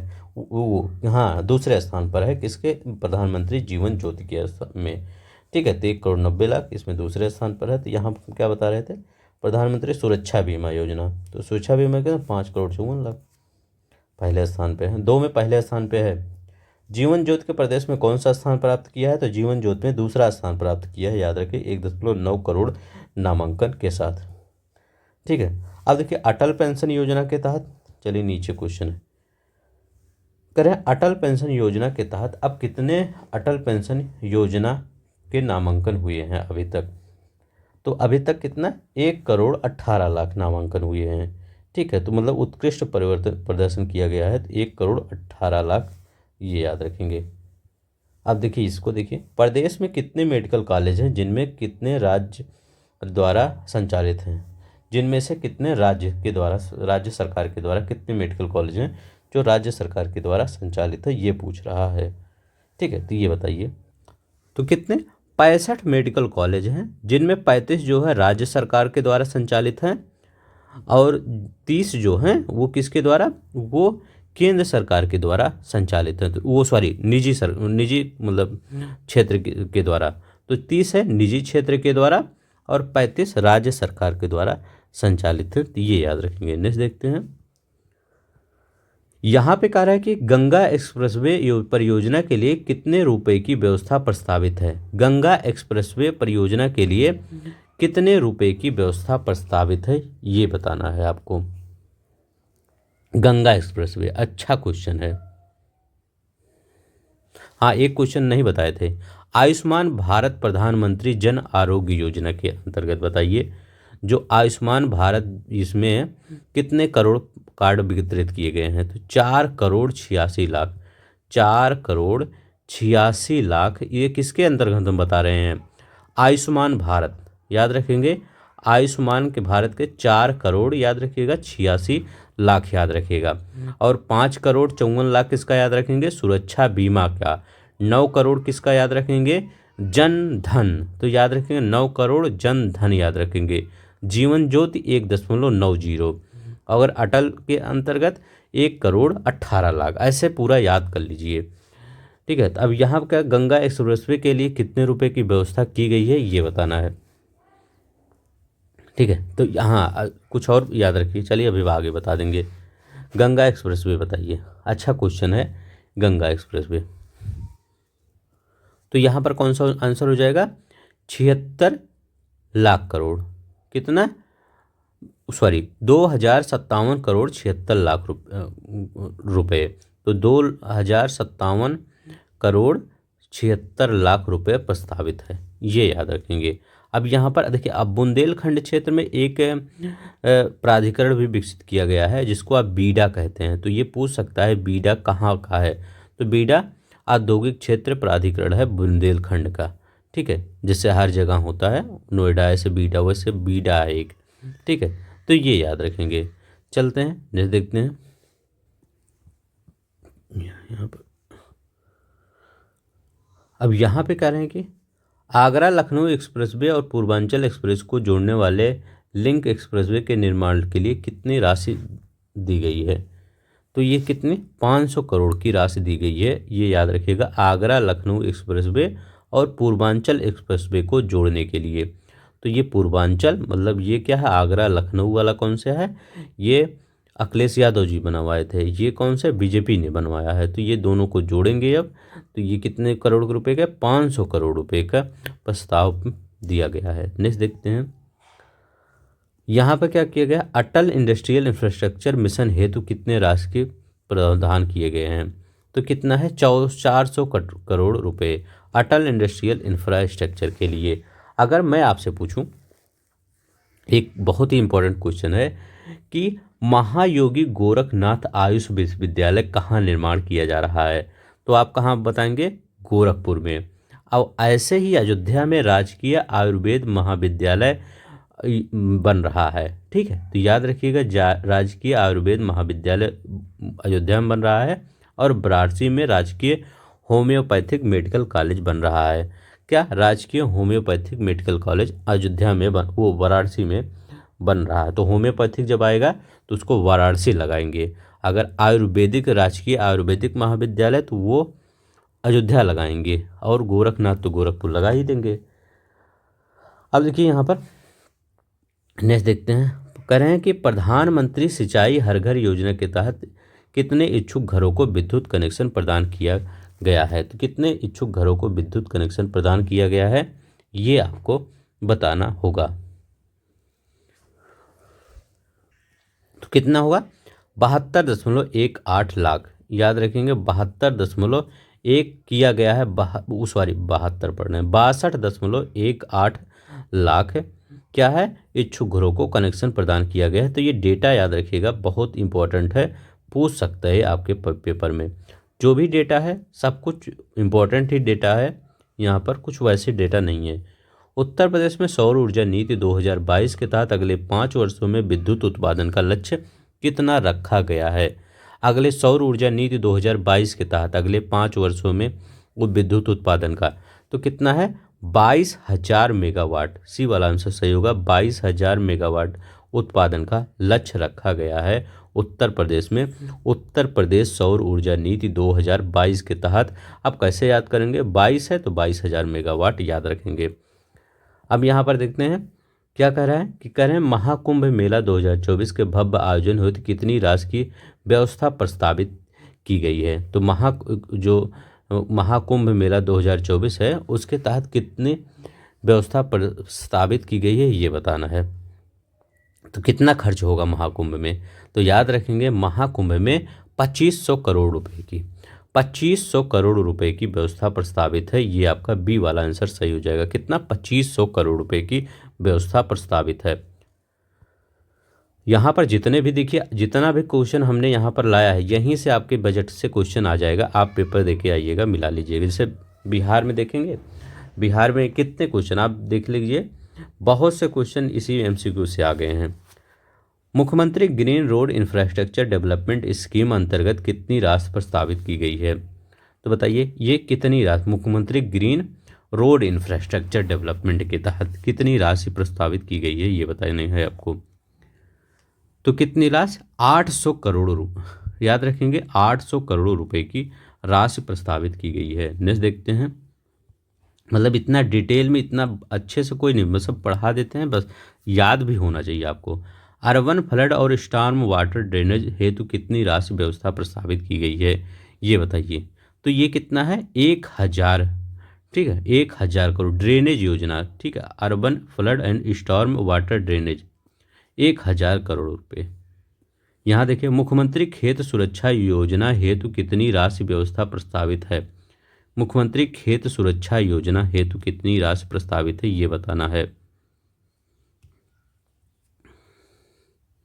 तो ये 50 करोड़ रुपए की राशि प्रस्तावित है, ये याद रखेंगे। नेक्स्ट देखते हैं, यहाँ पे कह रहे हैं मुख्यमंत्री युवा उद्यमी विकास अभियान के तहत कितनी राशि की व्यवस्था प्रस्तावित की गई है। मुख्यमंत्री युवा उद्यमी विकास अभियान के तहत, जो अभी हमने बताया था युवा, अब मतलब उसी से रिलेटेड है ये। तो ये कितना है 1000 करोड़, याद रखिएगा 1000 करोड़ रुपए की व्यवस्था प्रस्तावित की गई है। ठीक है। एक्वा पार्क के लिए, जैसे मत्स्य संपदा योजना में के अंतर्गत एक एक्वा पार्क बनाया जाएगा, मतलब एक नहीं कई एक्वा पार्क बनाया जाएगा, तो उसमें कितने करोड़, तो 190 करोड़ रुपए के लिए, याद रखिएगा 190 करोड़ रुपए प्रस्तावित किया गया है। ठीक है। नंद बाबा दुग्ध मिशन के लिए ये बताइए, नंद बाबा दुग्ध मिशन के लिए, तो नंद बाबा 74 करोड़ 21 लाख रुपए इसके लिए प्रस्तावित हैं। ठीक है। नेक्स्ट देखते हैं, करें मत्स्य मुख्यमंत्री वो प्रधानमंत्री मत्स्य संपदा योजना के तहत एक्वा पार्क के निर्माण हेतु कितनी राशि प्रस्तावित की गई है? अभी हमने बताया था 190 करोड़ रुपए राशि प्रस्तावित की गई है। करें PM integrated textile and apparel योजना के अंतर्गत लखनऊ हरदोई में कितने एकड़ क्षेत्र में मेगा टेक्सटाइल पार्क को स्वीकृत किया गया है, ये आपको बताना होगा। ठीक है। तो ये 1000 एकड़ क्षेत्र में फैला होगा, कितना 1000 एकड़ क्षेत्र में फैला होगा पीएम हम mega integrated textile and apparel योजना के अंतर्गत, याद रखेंगे 1000 एकड़ में। नेक्स्ट देखते हैं, यहाँ पे क्या करा है, संत रविदास शिक्षा प्रोत्साहन योजना के अंतर्गत कितने छात्र छात्राओं को माह नवंबर 2023 का लाभ हुआ है? तो मतलब संत रविदास शिक्षा प्रोत्साहन योजना के अंतर्गत कितने छात्र छात्राओं को माह नवंबर 2023 का लाभ हुआ है, ये बताएंगे।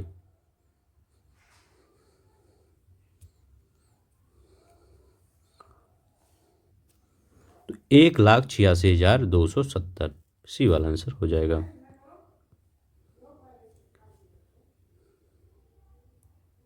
एक मिनट, ये कहाँ गया, ये क्वेश्चन, यहाँ पे ये क्वेश्चन देखिए क्या करा कि अयोध्या में अंतर्राष्ट्रीय रामायण और वैदिक शोध संस्थान के लिए कितनी राशि प्रस्तावित की गई है, ये आपको बताना है। अयोध्या में अंतर्राष्ट्रीय रामायण और वैदिक शोध संस्थान के लिए कितनी राशि मतलब प्रस्तावित किया गया है, ये तो कितनी 10 करोड़ रुपए राशि, 10 करोड़ रुपए की। नहीं देखते हैं, ये वाला बताइए, करेंगे कुकरेल नाइट सफारी पार्क की स्थापना है तो लखनऊ में कितनी राशि की व्यवस्था प्रस्तावित है? कुकरेल नाइट सफारी कहाँ बनेगा? कुकरेल नाइट सफारी ये लखनऊ में बनेगा। इसके लिए कितना प्रस्तावित किया गया है, ये बताना है। तो इसके लिए 50 करोड़, याद रखिएगा 50 करोड़ रुपए की राशि प्रस्तावित की गई है, 50 करोड़। हर एक डाटा इंपॉर्टेंट है आपके लिए। करें 3D शहरी स्थानिक डिजिटल ट्विन मैप बनाने वाला भारत का पहला कौन सा शहर है? तो ये बताइए 3D शहरी स्थानिक डिजिटल ट्विन मैप बनाने वाला भारत का पहला शहर कौन सा है? ये भी अच्छा क्वेश्चन है।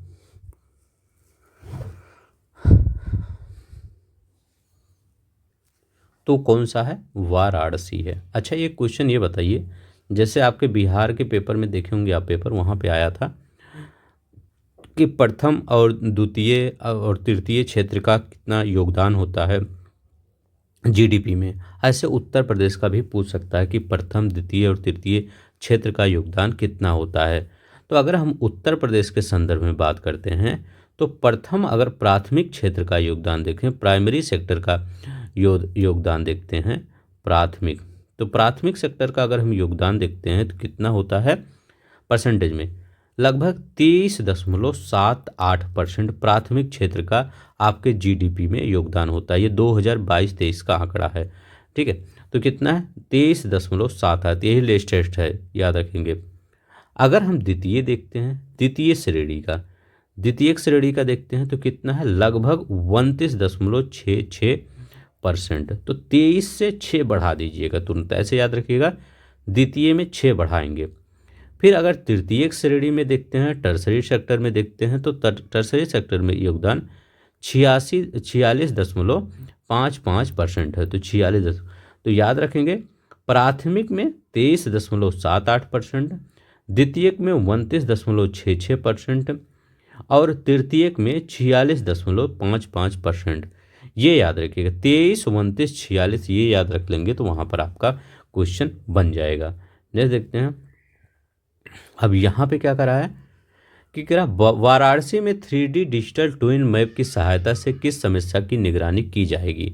तो ये किस समस्या की निगरानी ये की जाएगी, तो ये किस समस्या की, तो भीड़ भाड़, अवैध निर्माण, पेयजल सुविधा, इसमें जितनी मैनेजमेंट करना, ये सब की निगरानी की जाएगी डिजिटल मैप के तहत।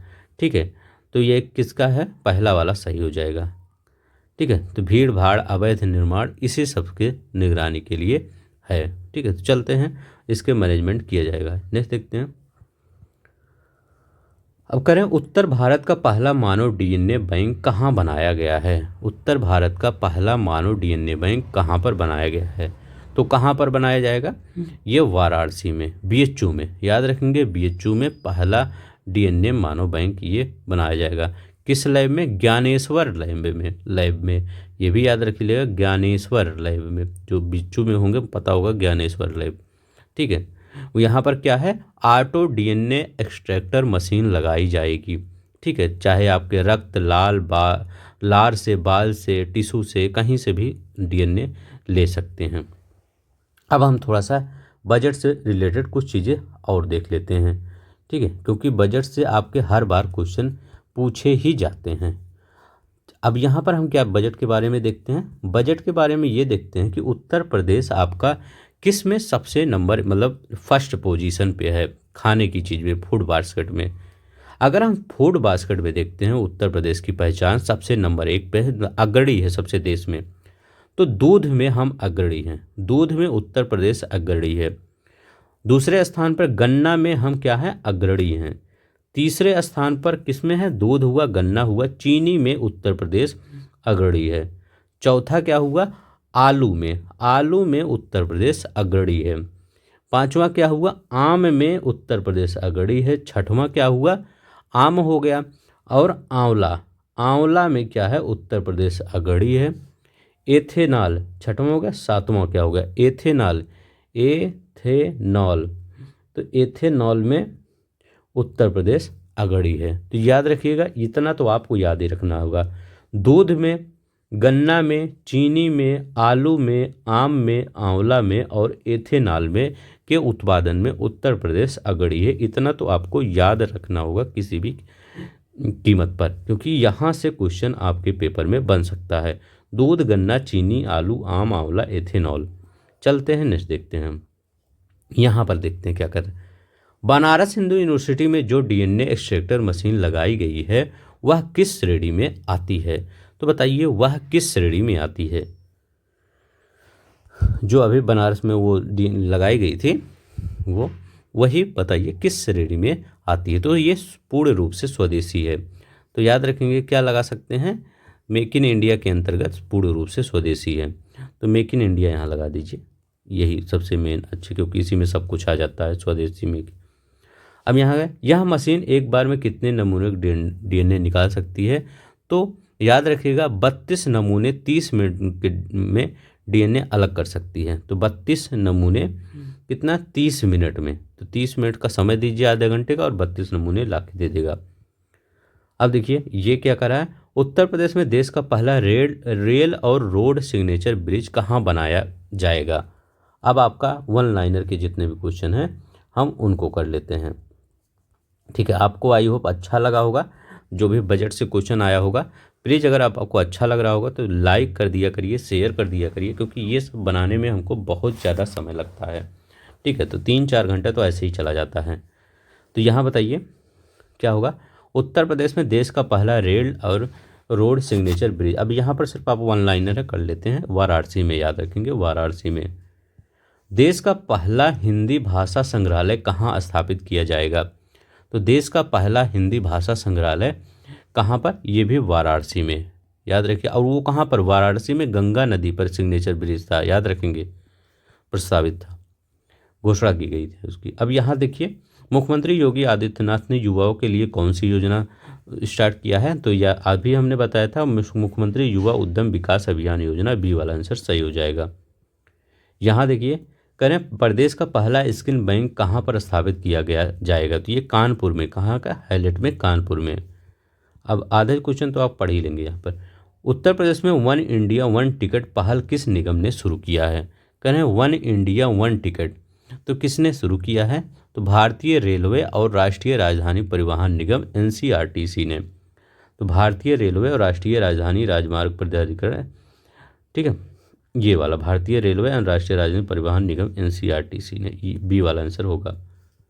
यहाँ पर देखिए कह रहा है कि उत्तर प्रदेश के किन दो शहरों में औद्योगिक शहर बनाने की नीति शामिल है? किन दो शहरों में औद्योगिक नीति बनाने की शहर, तो कौन सा है? आगरा और प्रयागराज में, बी वाला आंसर हो जाएगा, आगरा और प्रयागराज में। ठीक है, नेक्स्ट देखते हैं। मतलब पूरे देश में 10 राज्यों में 12 औद्योगिक शहर बनाए जाएंगे और उत्तर प्रदेश में क्या? 2, आगरा और प्रयागराज में। पूरे देश में मोदी जी ने कहा है, 28 अगस्त 2024 को बैठक हुई थी कैबिनेट की, उसमें कहते पूरे देश में 10 राज्यों में 12 औद्योगिक शहर बनाए जाएंगे, तो उत्तर प्रदेश में 2 सेलेक्ट कर लीजिए। तो उत्तर प्रदेश ने कहा हमारा 2 कर दीजिए, आगरा कर दीजिए और प्रयागराज कर दीजिए। तो बस यही है। उत्तर प्रदेश के प्रतापगढ़ का उस छात्र का नाम बताएं जिसने चंद्रयान 4 रोवर मॉडल के लिए राष्ट्रपति से सम्मानित किया। तो कार्तिकीय पांडे, याद देखिए कार्तिक पांडे, बी वाला आंसर हो जाएगा।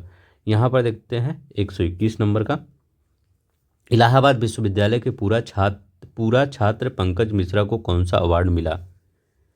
ये कौन सा अवार्ड मिला? तो इनको कौन सा अवार्ड मिला? राइटर कहाँ, ये आपको वेस्टर्न इंटरनेशनल अवार्ड 2024, बी वाला आपका सही हो जाएगा।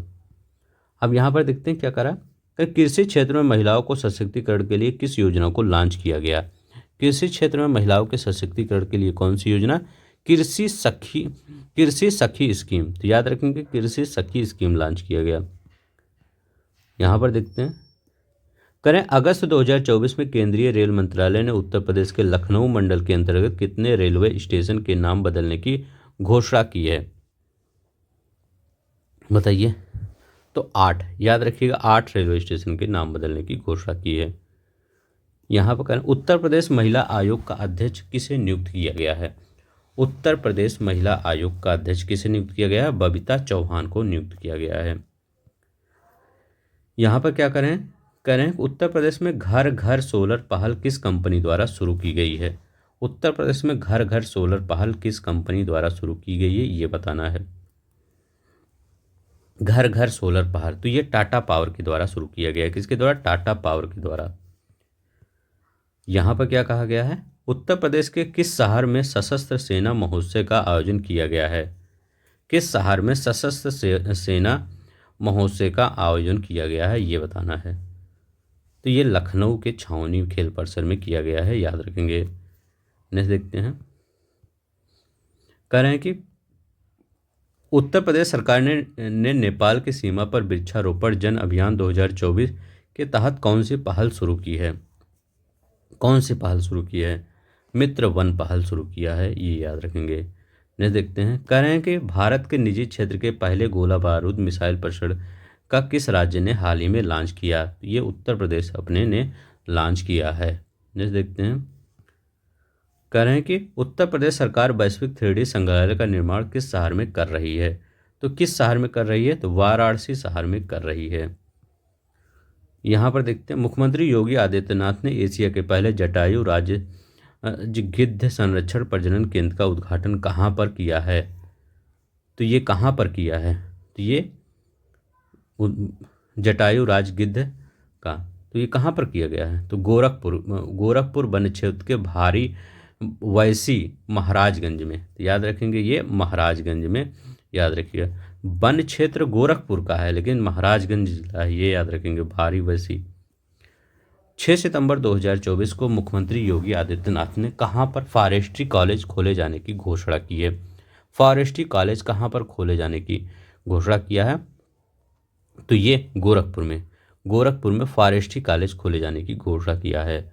अच्छा, यहाँ पर एक आपका ये 1 मिनट, आपका फॉरेस्ट्री कॉलेज था और यहाँ पर 3D वाला था ना, वाराणसी बताया है ना 3D वाला, तो ये इम्पोर्टेंट है, याद रखिएगा 3D वाला।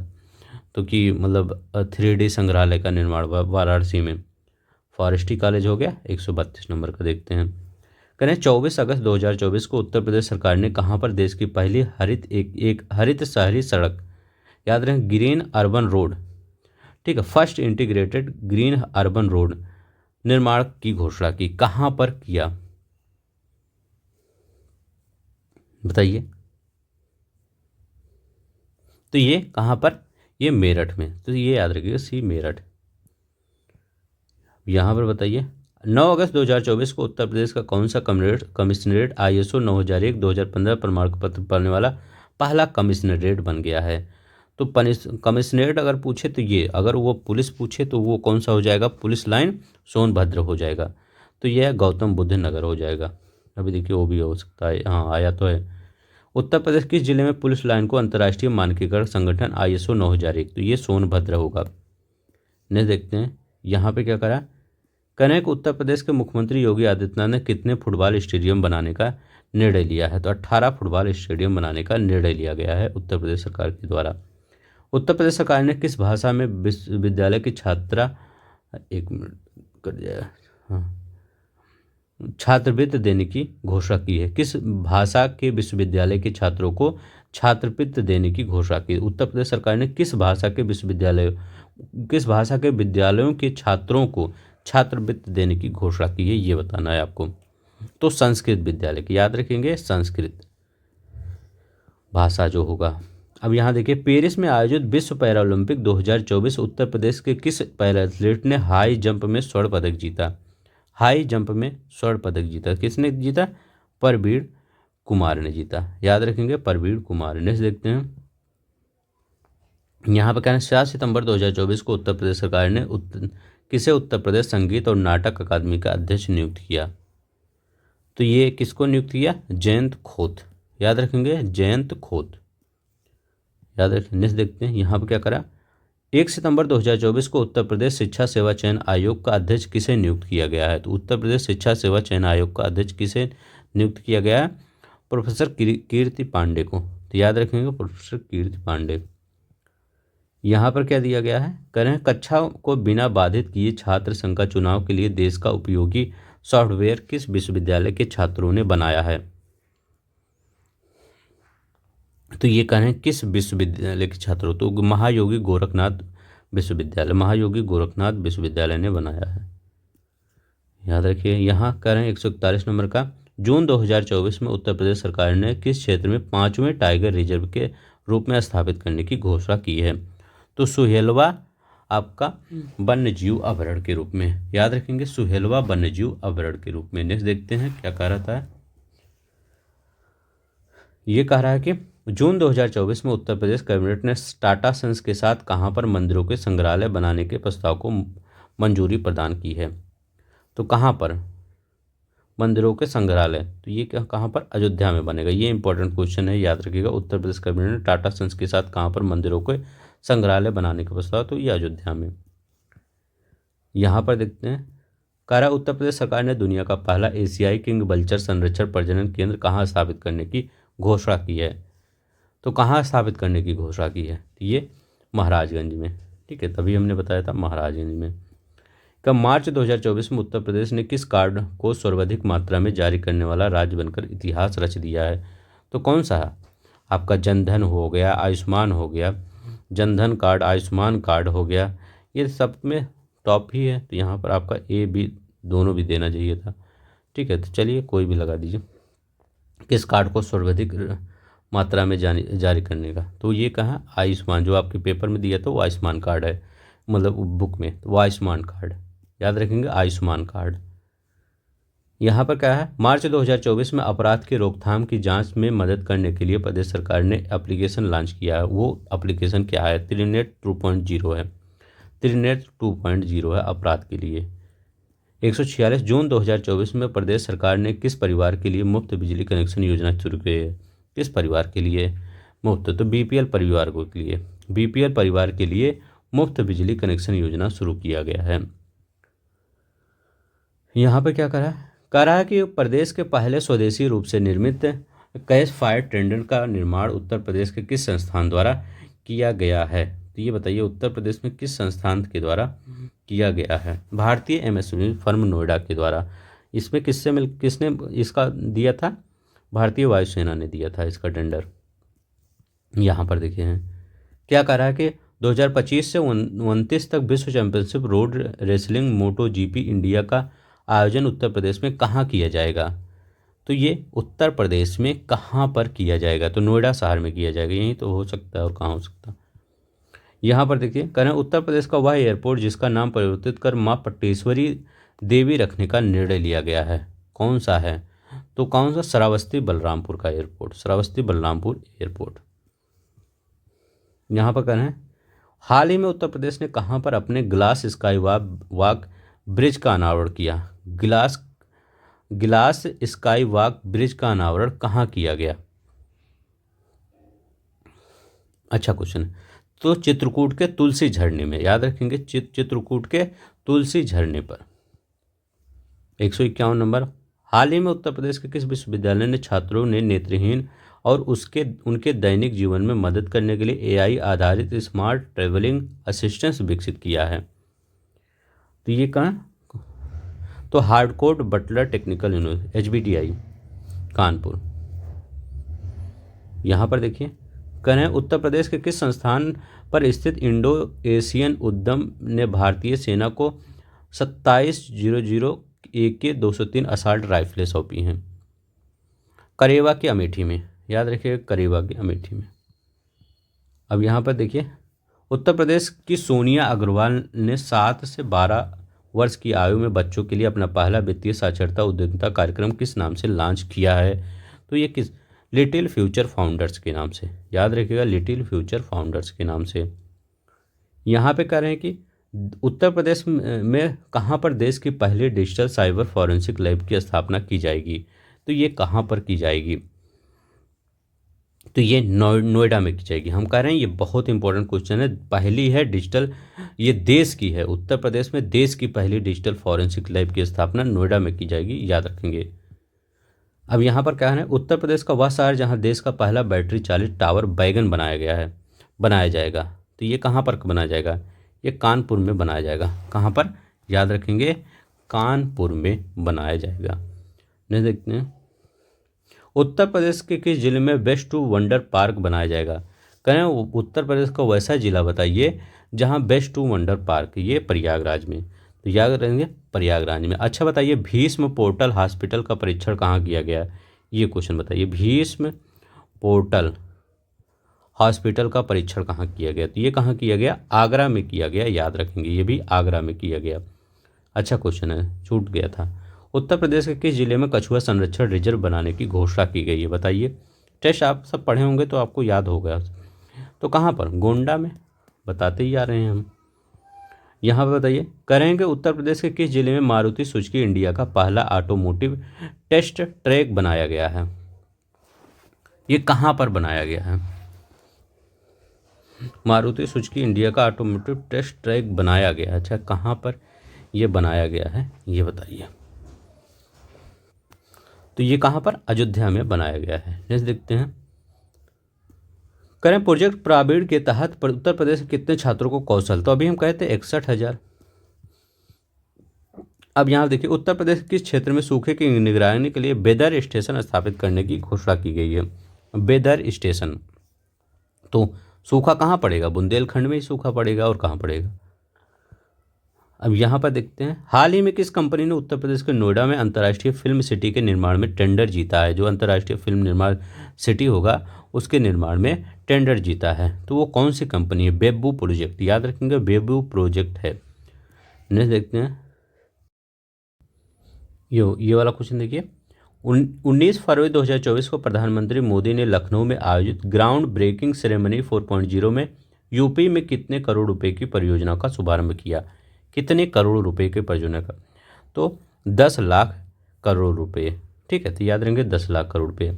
आज हो सकता है कुछ ग्राउंड में कुछ नॉइज क्रिएट हो, क्योंकि मैंने माइक निकाल ही दिया विदाउट क्योंकि वो मतलब माइक सही चल नहीं रहा था, तो उसमें डाउट था कि मेरी आवाज़ आ रही है कि नहीं, इसलिए माइक निकाल ही दिया। मैं वैसे ही टाइप में रिकॉर्ड कर रहा हूँ। तो थोड़ी सी अगर आवाज़ आ रही होगी तो उसके लिए सॉरी, उसमें मैं कुछ नहीं कर सकता हूँ। ठीक है, तो चलते हैं। विदाउट माइक के ये मतलब रिकॉर्ड हो रहा है, क्योंकि बीच बीच में मैंने फिर चेक किया था तो उसमें आवाज़ फिर प्रॉब्लम हो रही थी, तो मैंने विदाउट और माइक से ही कर दिया। तो अगर थोड़ी सी भी आवाज़ आ रही होगी बैकग्राउंड में तो उसके लिए सॉरी। उत्तर प्रदेश का वह जिला जहां 19 फरवरी 2024 को प्रधानमंत्री मोदी ने कल्की धाम मंदिर का शिलान्यास किया। तो कल्की धाम मंदिर का शिलान्यास कहाँ किया? तो ये संभल में, याद रखिएगा, संभल में। नेक्स्ट देखते हैं। उत्तर प्रदेश में 3D शहरी स्थानिक डिजिटल ट्विन विकसित करने वाला देश का पहला शहर कौन सा है? तो देश का पहला शहर कौन सा है? वाराणसी में अभी हम पढ़े हैं। यहाँ पर देखिए, उत्तर प्रदेश का वह शहर जहाँ रामायण वैक्स म्यूजियम, तो रामायण वैक्स म्यूजियम कहाँ? अयोध्या में ही रहेगा। यहाँ पर देखते हैं, 5 से 7 जनवरी 2024 के बीच उत्तर प्रदेश कहाँ पर नो योर आर्मी फेस्टिवल 2024 का आयोजन किया? तो ये लखनऊ में किया गया, याद रखेंगे। 167 नंबर का देखते हैं। जनवरी 2024 में अमेरिकी विमान विनिर्माता कंपनी बोइंग ने कलपुर्जी की आपूर्ति के लिए अपना पहला वितरण केंद्र उत्तर प्रदेश में किस स्थान पर खोलने की घोषणा की है? किस स्थान पर खोलने की घोषणा की है? तो ये खुर्जा में खोलने की घोषणा की है। अब यहाँ पर देखिए, उत्तर प्रदेश का पहला डीएनए बैंक कहाँ पर स्थापित किया जा रहा है? उत्तर प्रदेश का पहला डीएनए बैंक कहाँ पर स्थापित किया जा रहा है? तो बीएचयू वाराणसी में स्थापित किया जा रहा है। यहाँ पर कह रहा है कि जनवरी 2024 में स्वच्छ सर्वेक्षण पुरस्कार 2023 में उत्तर प्रदेश के किन 2 शहरों को सबसे स्वच्छ गंगा शहर का अवार्ड मिला है?